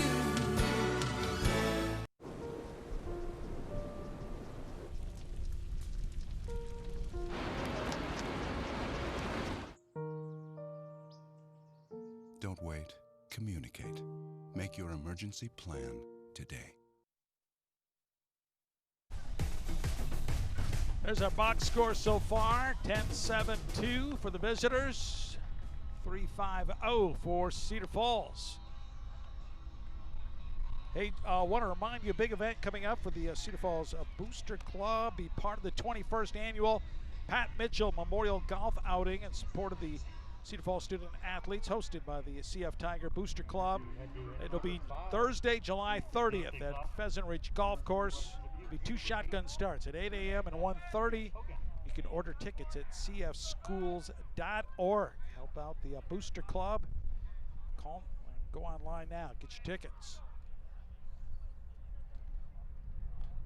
And I heard Mark's still available.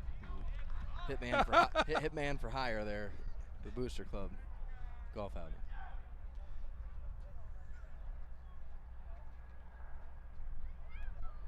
Look at my cell phone, it's blowing up. You're gonna have to turn it off. Foul ball. This is Ben Hogan leading things off. Hogan singled in the third and scored, struck out also in the third inning when they sent 10 men to the plate. That was a backbreaker for Cedar Falls. Big hit in that inning was Casey Perino's 3-run homer. And the biggest thing to me is it was 2 outs. Bowman with that little hop and delivers. So Ben Bowman last year kind of turned into the late inning pitcher for Cedar Falls. Coach Williams saying, take one for the team here. Just give me some innings here. Now the condensed season, there's going to be a lot of double headers coming up. Just want quality appearances by your pitchers. One of the best things he's doing right now is throwing strikes. You just got to give your defense a chance, and if they're not able to hit you, you're going to get your strikeouts. But you got to throw strikes, can't give them free bases. 2 balls, 2 strikes. Hogan is a senior second baseman on this veteran Western Dubuque team. Trying to go to state 3rd straight year. As a slow grounder, Hoth gobbles it up, and 1 down. Did a good job of getting down there on the play. Just making sure he gets it. Almost goes down to a knee here. He does, yep. Just make sure no Buckner moments there, Mark. No. A lot of people blame Bill Buckner, but he was kind of had his head up looking at Mike Stanley, the pitcher, who was late coming over to first base. That's what a lot of people forget about. Plus, it was only game 6, right? Yeah. So, win game 7. And the Red Sox were ahead in game 7. But, people forget that. They always got somebody to blame, Mark. The Red Sox fans are merciless until they won a World Series, and then, oh yeah, we love Bill Buckner. I'm a Red Sox fan, but that was a little before my time. Yeah, it's just like Bartman in Chicago, the fan who they thought obstructed with that ball. Yep. And what was that game? That was game 6 against the Marlins. And the same thing happened. The Cubs were ahead in game 7. Marlins just came back, slow curveball, and patiently waiting to get plunked was a bomb over. So hit by the pitch, bomb over. Yeah, the friendly confines were not so friendly to Bartman at that point. And then, news outlets were publishing his address. Yeah. I mean, did you see the documentary? I saw a documentary, yeah. 30 for 30 on ESPN on Steve Bartman. It was just... I like all those in the 4 days in October with the Red Sox comeback, and it's all good stuff. They had the last dance with Michael Jordan. Everybody was watching Sunday nights. The early days of this spring. Throw back and getting back to the bag. Head first slide. Bomb over. Bomb over. Stole a base. Second base. Last inning. After he drew a walk. That's the one where it kind of bounced on Flanch. He had to go to a knee. The dirt. And he goes. Oh! Wow. He throws it and it hits Ben Bowman. Got his head down. Is he okay? Where did that hit Ben? Is that in his shoulder? It's like his right hand or right forearm. So Flanch trying to get the ball in a hurry, and he throws it. Yeah, it was his right hand. Maybe the wrist. Right forearm, yeah. Forearm? Ben's a tough guy. He's like, I'm fine. Don't worry about me. All right, big smile on his face. He just said, Flanch, you're going to have to throw it harder than that. So bomb over. Stolen base. 1 out, runner at second. 10-3, Western Dubuque. They have used extra base hits to power them in this game. They've just kind of worn down the Cedar Falls. They wore down Zach Neese, who started the game pitching nicely. It's a 2-0 count here to Ben Bryant. He's a younger brother, Nick Bryant, also on the team. That ball fouled off. Nick is a sophomore. There's some brothers on this team. There's the Kleesners as well. Cameron and the other one is Carter. Not 100% sure, but I'm pretty sure the Bryant brothers play basketball as well.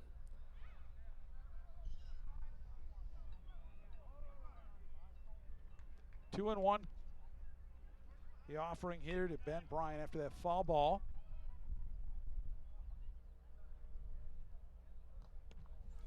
You talked about Bryant playing football. We haven't brought up they won the state title this last year. Western Dubuque did at the 3A level. So these guys are used to having success. Yeah, Western Dubuque, Iowa City Liberty, great additions to the MVC. And ball 4. Unless you're coaching against them, Mark, there's no off nights. Yeah. Well, I mean, it just makes it just makes conference better. It's stronger. I agree. And it's now runners at first and second, only one out. Guess who? Here's Calvin Harris.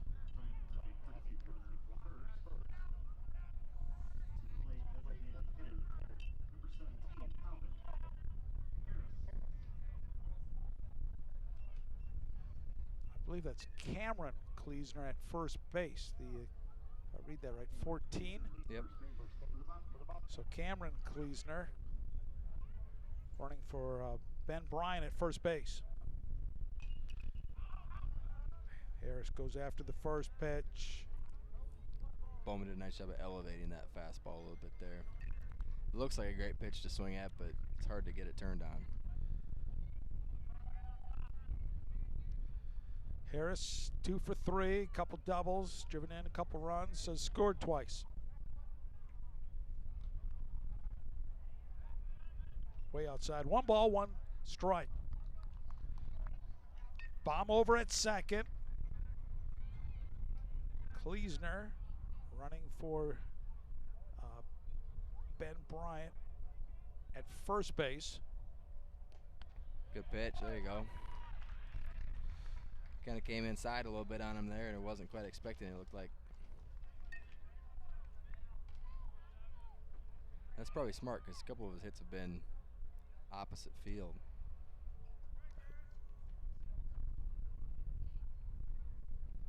Ball low and inside. 2 balls, 2 strikes. Harris, he's hitting for the center fielder, Riker Stoudemire, who's a sophomore. Again, Harris battling some kind of like a tennis elbow right now, just DHing for the Bobcats. Ball fouled off. Be a big confidence boost for Bowman if he could retire the dangerous Calvin Harris. Then you have Nauman, who's hit a couple doubles, driven in 4 runs, standing on deck. It doesn't get any easier. So Bowman working out of the stretch, steps off the rubber, and getting back his bomb over. And that's a smart play. If you're not comfortable, especially it's probably with the lead off, just step off, reset. Tigers playing deep in the outfield.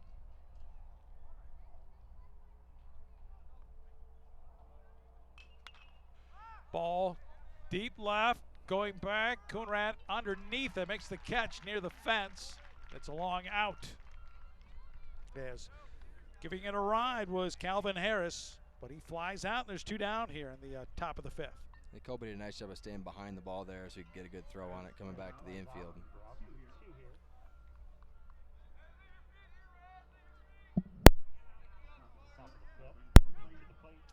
Here's Sawyer Nauman. He's been tough tonight.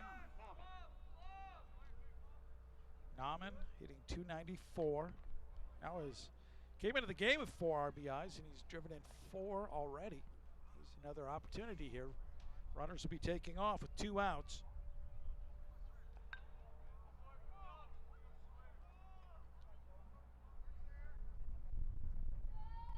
One 0 count.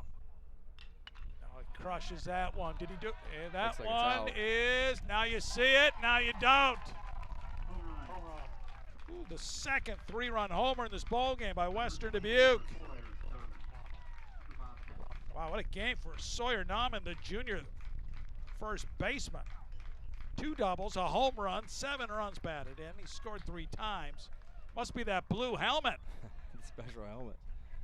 Yeah, that was a powerful swing there. We had a fan out there who tried to catch it. It was too hot to handle out there. I think they just want to save their pickup truck, the bed there. I watched batting practice from the Green Monster at Fenway Park once, and they told us not to even try to catch the ball because the angle that it's coming out at, it's like lasers on the Monster because the ball's not coming down yet. You didn't bring a glove to the game? I did, but they still said if you miss it a little bit one way or the other, you're going to get hurt, and they don't want legal issues. So the Bobcats now lead 13-3. We are in the top of the 5th inning. So the Tigers, they got to score a run to extend this game now when they'll be batting in the bottom of the 5th. It's going to be the mercy rule coming into a play.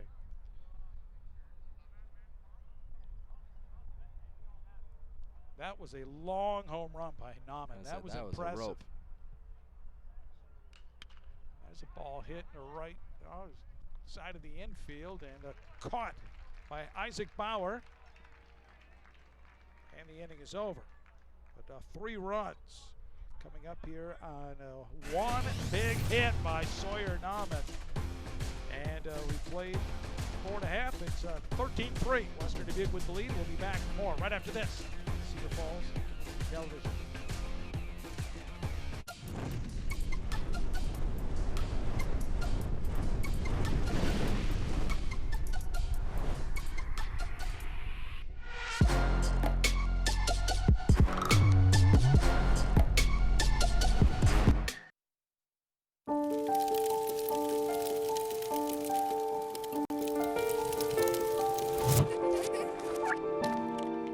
Did you know parking over tall, dry grass can spark a wildfire? Only you can prevent wildfires. In our broadcast this afternoon is brought to you by Signs by Tomorrow. More than a custom sign company, they're your advertising solutions resource. SignsByTomorrow.com. Thank them, and of course, big shout out to Witham Auto Centers for allowing us to provide you with high school athletics here on Cedar Falls Community Television. Trying to get the victory now is Ben Bryant again. If Cedar Falls fails to score here, this first game of this doubleheader will end early. So the good news for Cedar Falls, they got 3, 4, 5 coming up here. See if they can put something together. Right now, your head coach Brett Williams for Cedar Falls. You want to see the fight in your team right now. Exactly, just keep battling. And I also think it's important, no matter what happens the rest of this game, see how they bounce back there in the second game, being your first loss here, but you got to get right back in there and keep playing. Left-handed batting, Max Steinlage having almost a perfect season at the plate. Spoke too soon, and guess who fields it? Bryant. Oh, and he throws it away. You just can't get him out, Mark. Even if he hits it a little bit. So that'll be getting bored on an error. So Bryant is, I can't recall seeing a pitcher being more active in a game, and he throws it outside of the base paths, and first baseman Sawyer Nauman couldn't field it. It also came into play that he's left-handed, gets down the line quickly. It just puts pressure on the pitcher. Third error committed by the Bobcats. That's the second on Ben Bryant. Here comes Drew Hoth. Had a long double last time. And drove in a run. He later came in to score. Did a nice job of laying off that breaking ball there. It started in the zone and then dropped out.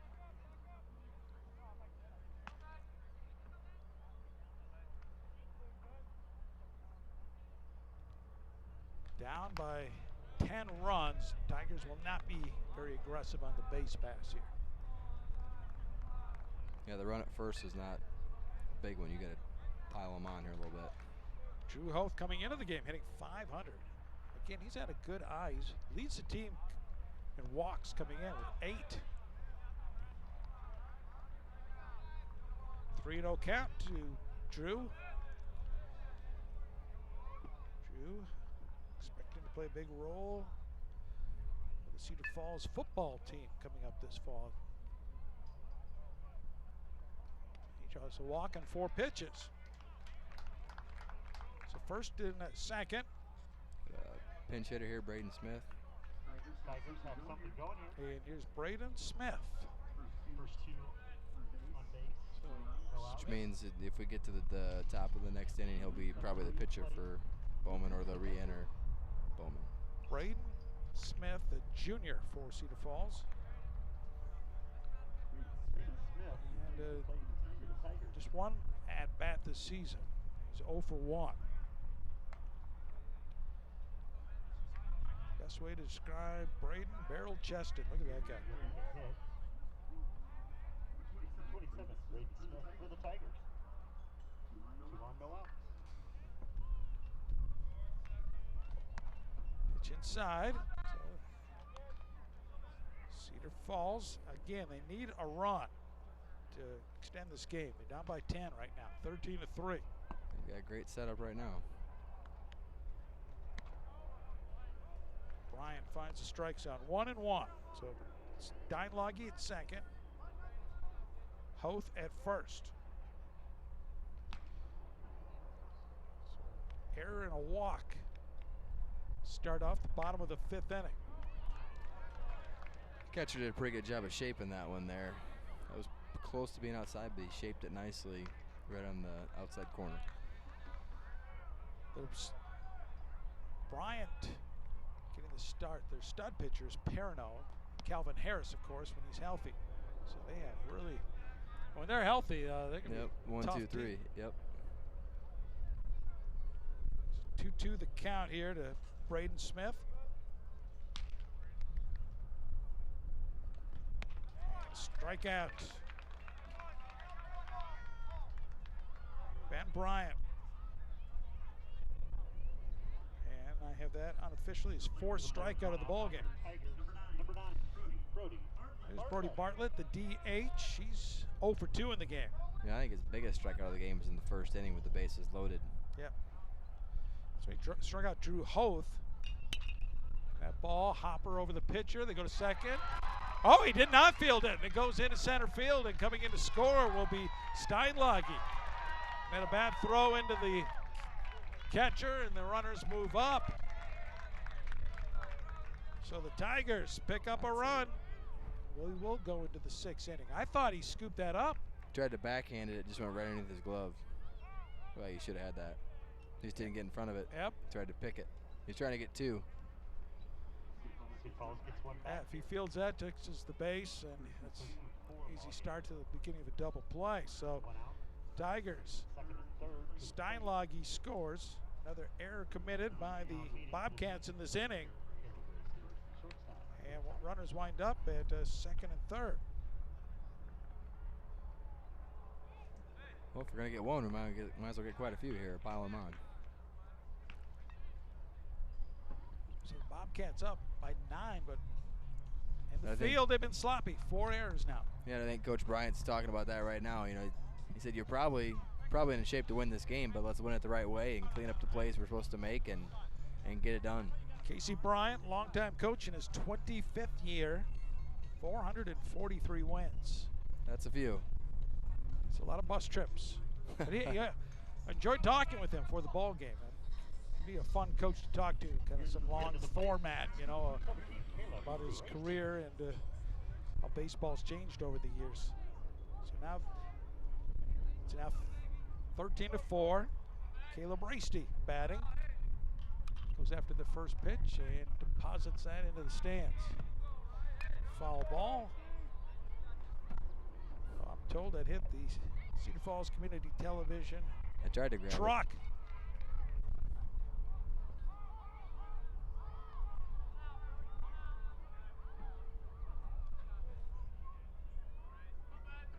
Can help pay for that on our GoFundMe page. That'll be coming up following the game.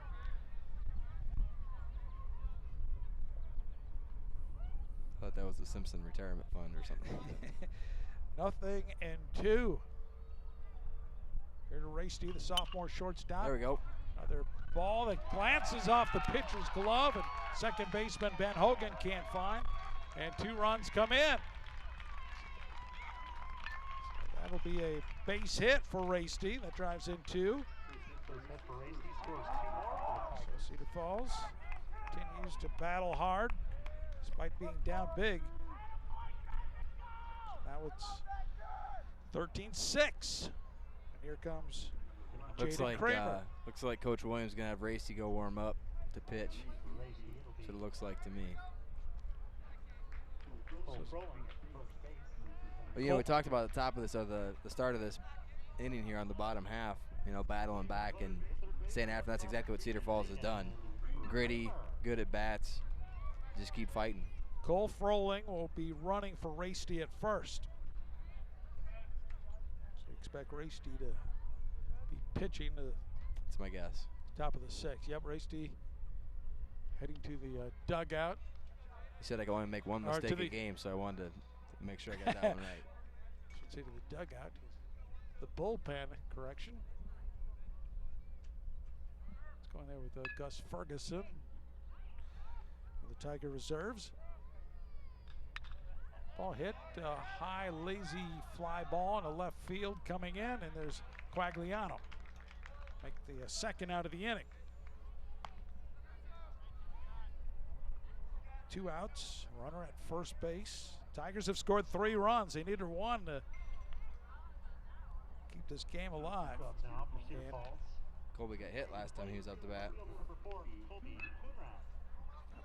he was left stranded at third base in the 4th inning. Runner takes off. It's a good throw by Van Tiger, but it gets away from the second baseman.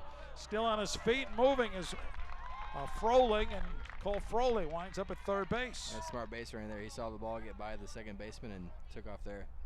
The second baseman's had a tough inning here, kind of with some of those short hops. That was not a good throw by Van Tiger, though. No, but that's where I think the coach wants him to get kind of his body in front and let's just stop the ball. Oh, that's a good cut there. Coonrat fouls it back. 1 ball, 1 strike. You could tell he liked that pitch. That was an aggressive swing there. First game of this doubleheader between Cedar Falls and Western Dubuque. Western Dubuque, 7 RBIs in the game for Sawyer Nauman at first base. He has 2 doubles and a 3-run homer. Other than that, he struggled. Well, I wonder what the school record is for RBIs in a game. That's a lot, 7. When you look at the success Western Dubuque has had over the years. There's got to be some big numbers out there. 2-2 count here to Coonrat. Again, the runner at third base. Can he bring him in? For his first hit of the game. Full Good count. eye.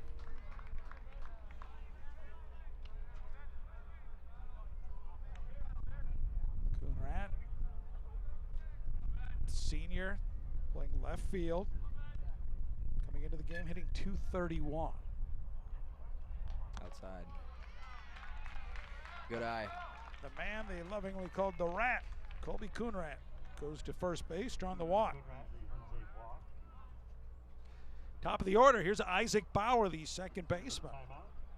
It's like they're bringing in the center fielder to the pitch. So Stoudemire? That'll be Stoudemire, yep, the sophomore. So it looks like we're going to have a pitching change. Why don't we take a timeout, a break? Cedar Falls trying to answer back, down by 7. We'll be back with more after we take this quick break. Remember, our broadcast is brought to you by Witham Auto Center. Everything we do is driven by you. Located on South Main Street, Cedar Falls, or find us online at withamauto.com.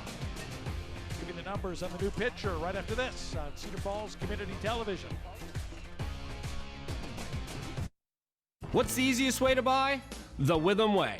And that means offering you the convenience you need when shopping our 3 locations in Waterloo, Cedar Falls, and LaPorte City. These locations mean always having the inventory you want when you want it. That's the Witham Way. And check your mailbox for this month's specials or online at withamauto.com. Witham Auto Centers in Waterloo, Cedar Falls, and LaPorte City. Everything we do is driven by you. So who's going to do what? I'll pack the dead batteries. Great. I'll only put what I don't need into a duffel bag. Perfect. That's totally unhelpful. No problem. Meanwhile, I will try to comfort everyone by speaking in a calm voice. And who is going to handle supplies? I can forget to do a list for us. Thanks, pal. We couldn't be any less prepared. I'm proud of you guys. Talk to your kids about who to call, where to meet, what to pack. Visit ready.gov/kids for tips and information. You're doing great. We're gonna try this again, okay? Okay. Wheels, pedals, handlebar, brakes. Sit up straight, keep your weight in the center, keep your eyes on the road, hands on the grips, button the seat. If we feel ourselves falling, what do? Just keep pedaling. Good girl. Now remember, it's all about balance and steering. Steer with your hands, steer with your body. Steer into the corners and you stay out of trouble. And the bell's your buddy, so go ahead and ding that. All right, you ready? Here we go. Pedal, honey, pedal. There you go, you're a bike rider. Most parenting is hard to do in just 2 minutes. But 2 minutes twice a day making sure they brush is easier, and it could help save them from a lifetime of tooth pain. There is only one place that has all of the highlights, all of the interviews, and all the great behind-the-scenes footage. Don't miss out on the high-flying action as we break it down on Panther Sports Talk Tune in each week as Panther Sports Talk covers everything related to University of Northern Iowa athletics. Catch Panther Sports Talk on Channel 15, Cedar Falls Community Television. New pitcher is Riker Stoudemire for Western Dubuque, in place of Ben Bryant. They just switched positions. Stoudemire was in center field, now on the bump, and Ben Bryant now patrolling center field. Tigers runners first and third, trailing by 7. That ball hit into left center. Will that be problems? Ball carries, and nice look at Bryant. He's getting action everywhere. Mound, center field. That's a big time catch as he robbed extra base hit from right Isaac gap. Bauer. Look at that. Look at the jump though. The jump he got, and that was impressive. Woo! That is nicely done. I think Coach Holtz just said, forget about football. Coach Holtz did. Wartburg. He's going to play 2 sports for the Knights. He says nighty-night to the Tigers in the bottom of the 5th with that catch. All right, so it's 13-6 score. After 5 innings of play, we'll be back with more right after this on Cedar Falls Community Television.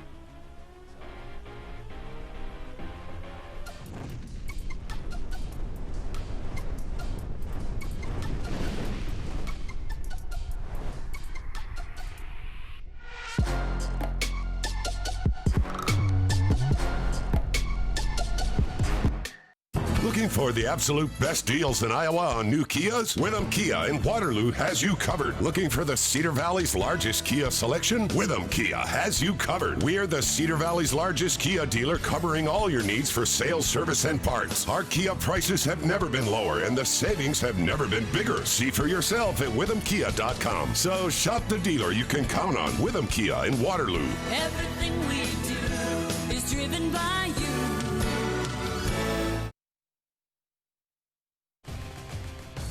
The Tigers have a new pitcher, but it's not Caleb Rasty, who we thought it would be. And this is Blake Grazier, making his first appearance of the season.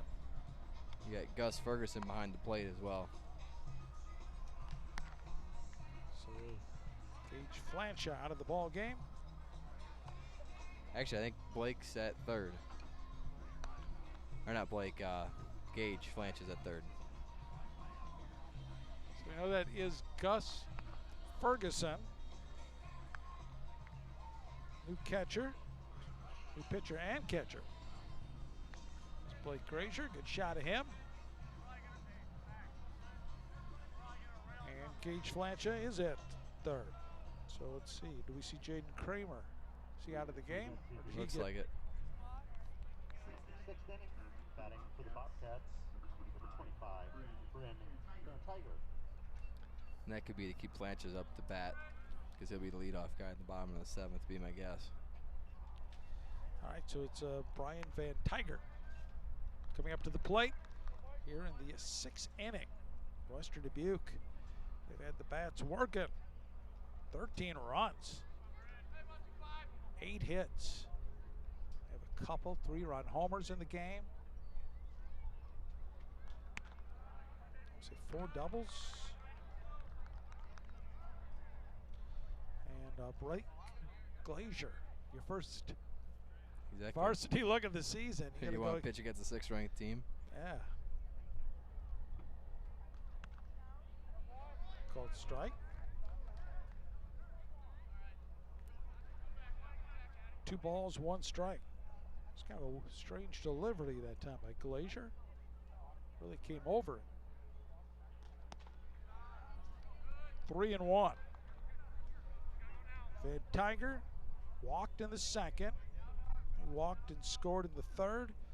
Flew out to right field to bring home a run in the 4th with a sacrifice.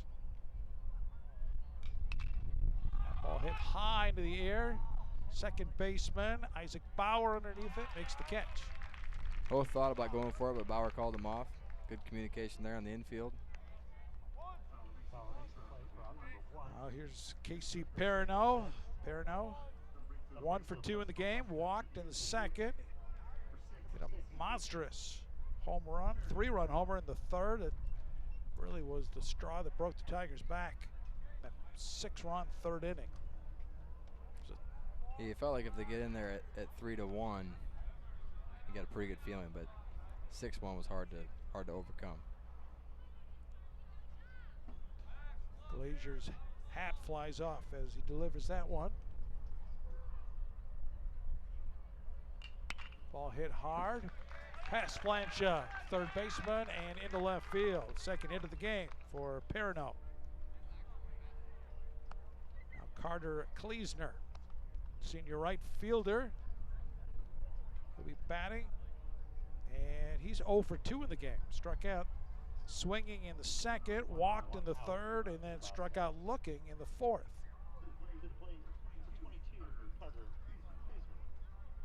In that big 6-run third inning, Western Dubuque batted around. They sent 10 men to the plate. That was a long inning. Zach Neese, who started the game strong, just kind of got worn down by the Bobcat at-bats. Yeah, they just kept putting pressure on him, and finally broke through a little bit there.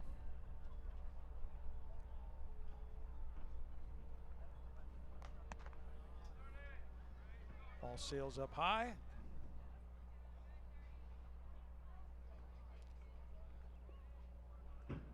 Glazier working out of the stretch with Perino at first base.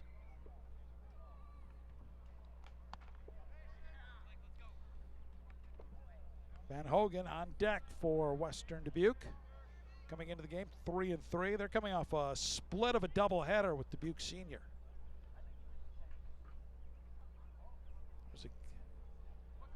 Been impressed with how well they've hit the ball today. Surprised they haven't scored a few more runs. Called strike, and Kleesner. Just kidding. Yep, yeah. He was on his way to first and flipped the bat towards the dugout.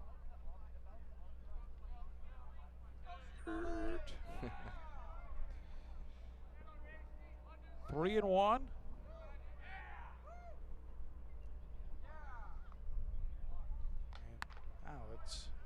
That one's a little safer.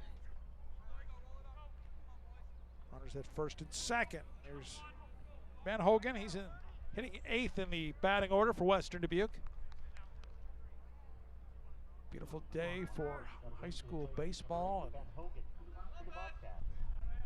now the Mississippi Valley Conference, some of the COVID-19 protocol. You can only get, if you're a player or a coach, you can only get 3 tickets for fans to come inside stadium. So that's why you see all the fans parked in the trucks and the cars in the outfield. Right on 12th Street here in Cedar Falls. A couple of those vehicles have been in a danger zone tonight. Yeah, they might think about bringing a glove. There's a hit. That's going to possibly bring home a run.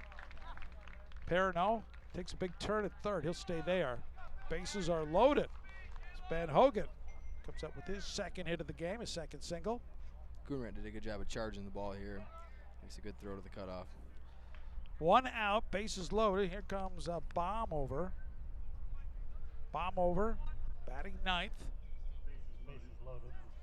And he scored a couple runs. He's 0 for 1 in the game. He was struck out in the third, walked, scored in the fourth, and got hit by a pitch and scored in the 5th. So Blake Glazier. Most of his misses have been high. It's kind of a release point.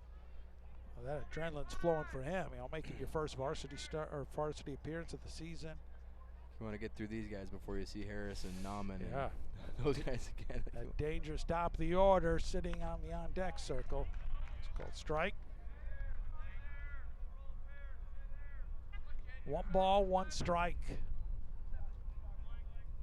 I saw Western Dubuque. They had over 30 wins last year. And you wondered how really good they are. Well, you see them in person. They're impressive. Oh, the ball gets away from Gus Ferguson. And coming in and sliding in safely. Scoring is Casey Perino. And Western Dubuque adds to their total.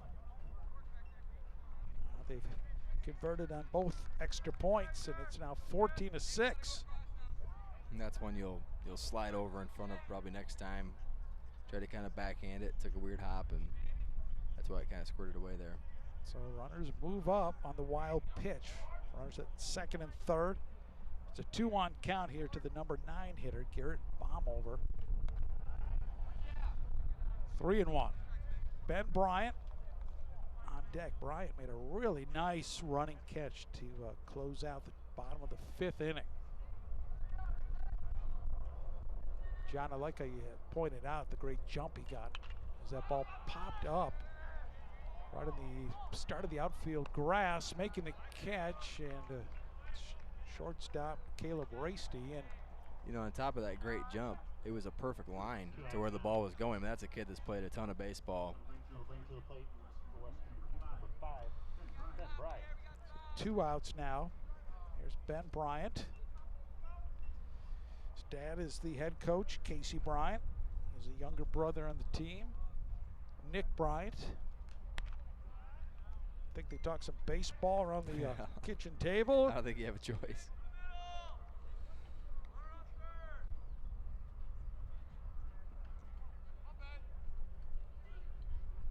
You talk about Casey Bryant, the head coach. I wonder his wife, how many games she's gone to over the years. How many baseball games she sat through with the kids. Baseball widow, husband, right? Yeah.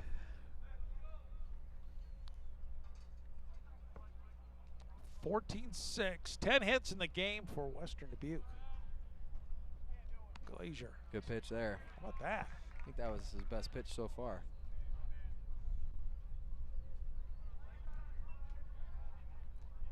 Gonna need to find him a tighter hat. Yeah. He's the second time now the hat's come out. If they can get like some elastic kind of attached to it around his chin. Called strike, nicely done. So gets ahead of the dangerous Ben Bryant. 2 balls, 2 strikes now is the count.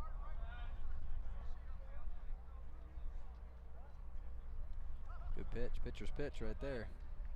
Dave Nee, the home plate umpire with the call. 2 balls, 2 strikes. Way out in front of that. Ripping that foul is Ben Bryant.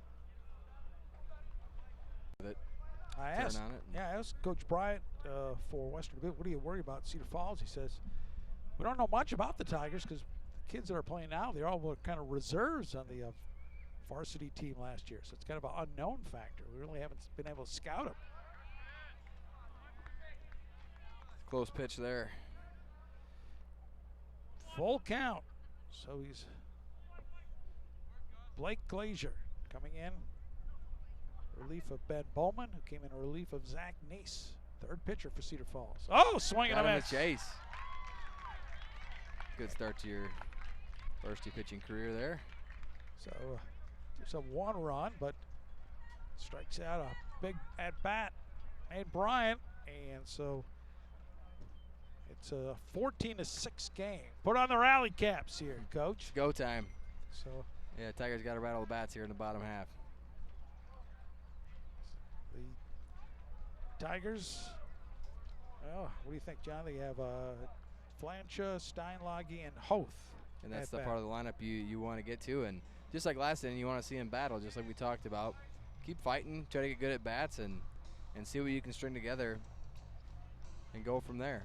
And again, just builds towards the next game as well. Get more confident, get guys on base, and see what you can do. Hey, let's take a look at some upcoming sports here on Cedar Falls Community Television. Hope you're enjoying it. I know you're getting a great response. We've been broadcasting these summer sports on YouTube. Get a big audience for that. We've got softball coming up next week, the 29th and the 1st. And then look at that, August 25th. Hey, we'll see Western Dubuque, but in volleyball, as your defending state champs volleyball, Cedar Falls Tigers. Yeah, they've been extremely dominant over the years. Ooh, and then how about that football opener? Yeah, just ease into it. Cedar Falls versus Dowling Catholic at the Dome. Good seats still available. Wow. So just I don't even know, how do you call it, the football? They're not districts for 4A It's basically now. just an RPI system. Yeah. They have experimenting with it. They have groups, like the groups that have traditionally done well. They put all those kind of in a group together, and they take a few out of each group, and we'll see. I was looking at it. I didn't understand it. You needed a slide ruler to understand the math. What'd you say, calculator and sneakers or something? Or? Yeah, computer that wore sneakers. Yeah, there you go. Nice defensive play, third baseman. Look at Casey Perino doing it with the bat tonight. Look at how long that throw is. He's got to get it out there quick, too. He beat it pretty easily. Gage Blanchard, he's a catcher, but he has good wheels. So Steinlage now coming up to the plate. Riker Stoudemire. Called strike. Nice curveball started off there. I love the names on this Western Dubuque team. You got Riker, Casey, Sawyer. Van Tiger. When I grew up, it was just boring names. You know, Mark, Tom, Mike, John. Names are cooler now.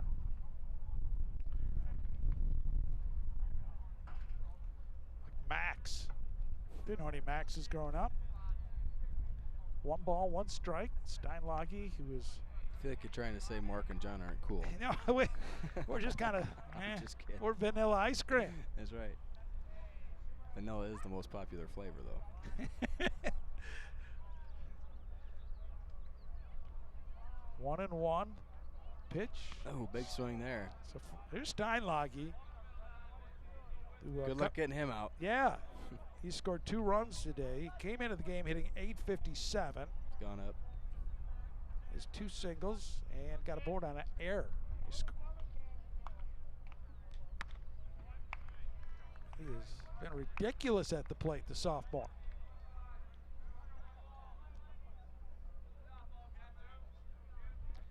Here's the question. Will Max Steinlage bat over 800 for the season? That's my hot take. Nope, he strikes out looking. Handcuffed him right there. Yep. Stoudemire gets his first strikeout, coming in relief of Ben Bryant. Cedar Falls down to their last down. Here's Drew Hoth. Hoth. Well, you go back. Early in the game, Cedar Falls had the momentum. Zach Neese was pitching strong in the first. Tigers had the bases loaded, no outs. Can't go back. Can't talk about that enough. As Hoth then struck out. Neese drew the walk to bring home a run, but then the Tigers hit into a double play. And that was a bang-bang play at first as well. It was close. They just moved the momentum back to the visitor side. Western Dubuque erupted 6 runs in the third, added 4 more in the fourth. Couple 3-run homers in the game. 7 RBIs tonight for Sawyer Nauman.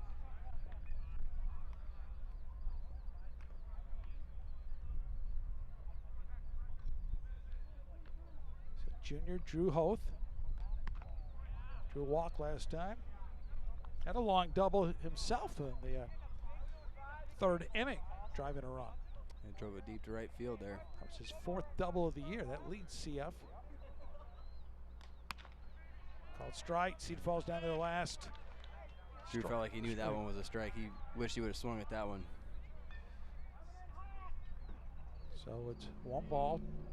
Excuse me, I'm sorry, not down to our last strike. I'm thinking about that 10-run rule. It was in my head. There's a ball golfed right at the center fielder who makes the catch for the out. Only an 8-run lead, not a 10-run lead. That's why I need a calculator. He hit it hard, but right at Ben Bryant. And that will end the inning. So we go into the top of the 7th.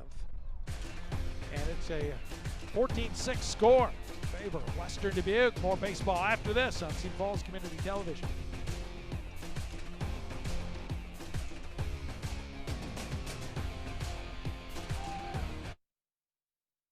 What's the easiest way to buy? The Witham way.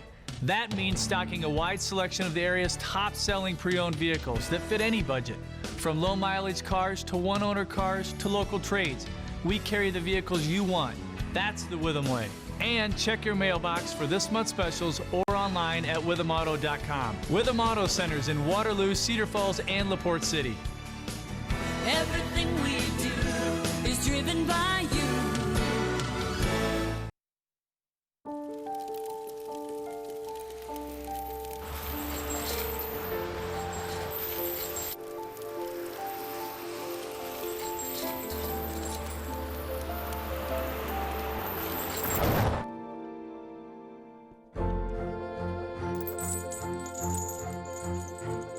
Did you know dragging chains can spark a wildfire? Only you can prevent wildfires. 14-6 is our score. Look at the numbers. Bobcats in double digits, and points, runs I should say, and hits. On the top of the 7th, here's Calvin Harris. Lefty, first pitch. I was wondering why it's so hot in here. Someone had turned off the fan. That ball skied high into the air. That's into the stratosphere. And home run in a silo. Oh, wow. Bauer underneath it makes the catch. That is a long infield hit or fly out. Look at that. That might be one where he's trying to lift one there. Take a big cut at it. Here's the man of the hour, Sawyer Nauman. That familiar blue helmet. He can only get one RBI here.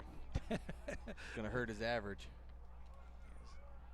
Struck out in the first and doubled in 2 runs in the third, doubled in 2 more runs in the fourth, hit a 3-run homer in the 5th. Pretty good.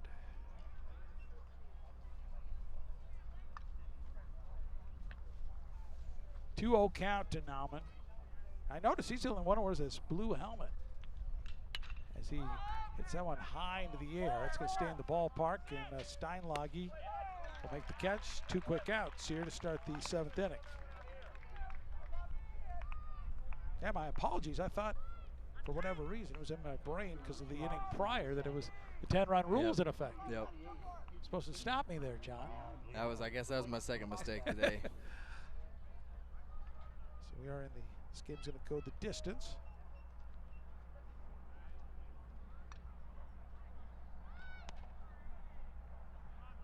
Low and outside.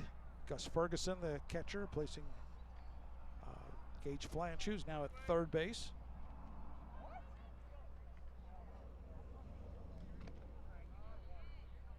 Blake Glazier pitched last inning, gave up 1 run, but able to battle out of a jam when Western Dubuque had the bases loaded with only 1 out. As the ball hits off the pitcher's mound, coming in, Rasty fields it. Hey, how about that? Great play. It's a tough play because he had to adjust off the pitcher's mound. He was going one way, and it kind of took a hop off the pitcher's mound. He did a good job of adjusting his path. Nice scoop with the glove, transition, a great throw right on the money. Throws out Quagliano. And it's only the 2nd time that Western Dubuque has gone 1-2-3 in this ball game. So first inning and the 7th inning. Now we go in the bottom of the 7th. Tigers. This is the 7th inning, Mark. Yeah, thank you. Tigers down by 8. And they'll have, let's see who's going to be batting here. We had Braden Smith bat last time. We'll see who will be hitting for Cedar Falls. Looks like Bartlett's up first. Is that right? It should be. Oh, Bartlett's second. Bartlett will bat second and Rasty third. Keep our eye out on the on-deck circle. I just see Brody Bartlett. Yep. Pulled 5, so that would be Easton Skirl. Okay. That's his number. Yep. I believe that'll be Easton's first at-bat of the season. Give the senior an at-bat here. That's really cool. You see this at not just Cedar Falls, but other schools. They have those big posters for the seniors. Easton, one of the seniors recognized. I mean, That's obviously. something cool for them to take home too when the season's over and that kind of stuff. Put that in your bedroom. Admire that.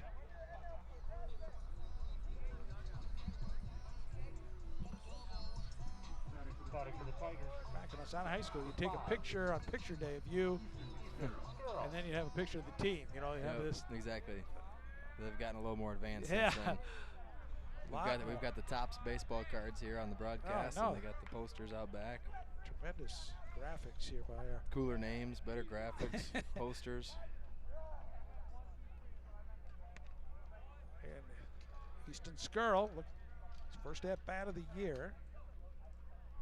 2 balls, no strikes, facing Mac Riker Stoudemire. Called strike. Ryan knows where it's at. Let's see if he's swinging here.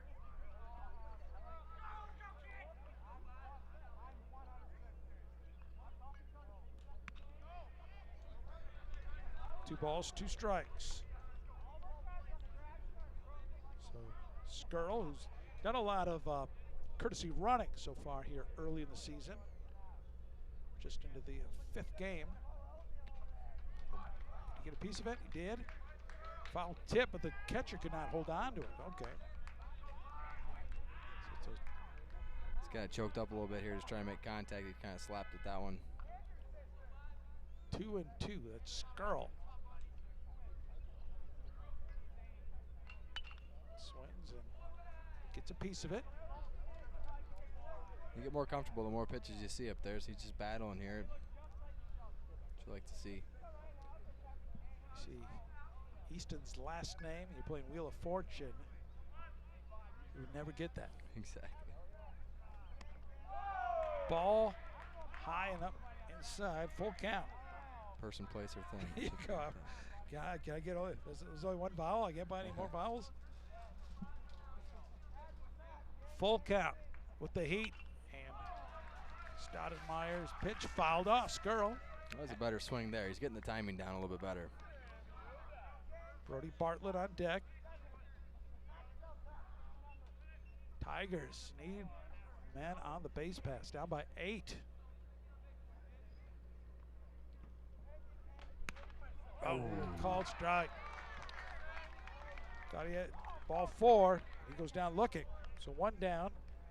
And here comes up the DH, Brody Bartlett, the junior, entering the game. 7 RBIs. That was tied for first on the team.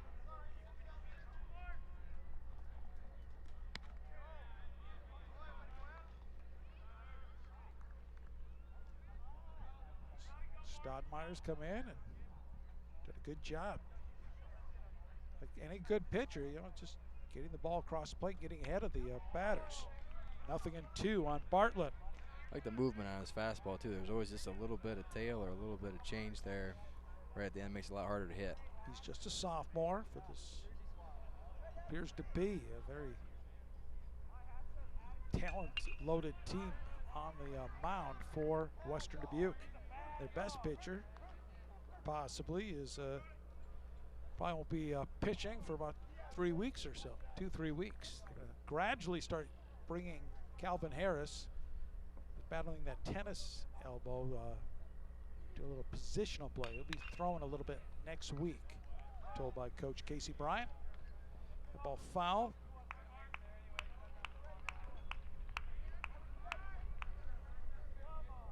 But like Peridot last year, he had just incredible numbers. 8-1 on the season. His ERA. He actually has worse numbers this year so far, Yeah. but it's hard to keep up with what he had last year. It's just his ERA, I believe, was like under 2. Yeah, it was 1 point something. Yeah. And then this year was at 2. You know you're pretty good if that's a step down. So obviously have a really strong feeder program at Western Dubuque. When you're that good, your lower levels have some good coaches. The Little League and all levels Yep, and you have kids buying into playing the lower level for a couple of years and then getting ready for your turn when you get a little older. 1 ball, 2 strikes, 1 out. Bartlett digging in at the plate. Stoudemire misses. It's been a good at bat here by Bartlett. He got down 0-2 and he's battling back here and fighting with what you want to see, full count. Oh, it's a full count. Okay, thank you. I think the umpire's at 3-2. Yep, it is.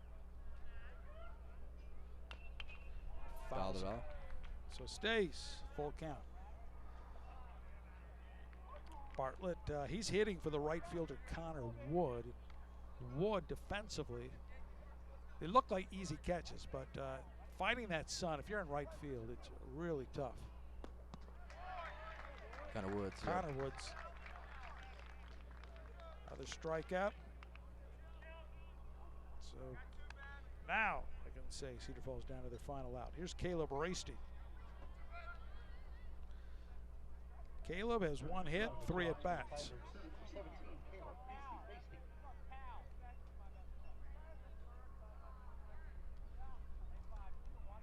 Western Dubuque coming in at 3-3, and sending a message that it'll be a tough team to beat in the MVC. I've been very impressed with them tonight. Yep. Balanced hitting all the way throughout the lineup. First game of this doubleheader. Cedar Falls trailing by 8, nobody on. Got them right where we want them. Exactly. So the Tigers, the verge of their first loss of the year. And that would move in Western Dubuque into a tie for first. And there's a ball hit slowly in the high in the air and slowly in the left field, and running underneath it is Quagliano, makes the basket catch on the run, and that will close out the ball game. So the Tigers go down 14-6 to 4A 6-rated Western Dubuque, as the Bobcats 10 hits in the game, and big performance by Sawyer Nauman, drives in 7 of those 14 runs. The Tigers missed a big opportunity in the first, and then just Western Dubuque just showed their too much, yeah, yep. just too much power, too much bats there. But you know, they continue to fight, which is what you want to see. And the nice thing here for Coach Williams and the team is, hey, you get another shot right now. Get you rest, get a couple of drinks of water, and let's do it again. So the Tigers suffer their first loss of the year. They fall to 4-1, 2-1 in the MVC, and it's Western Dubuque improving to 4-3 and 2-0 in the Mississippi Division. So hope you enjoyed our broadcast. Another wonderful job by our Cedar Falls Community Television crew. They work hard and they did a great job as always. Thank you, John Yoakum. As always, we'll have softball coverage coming up next week.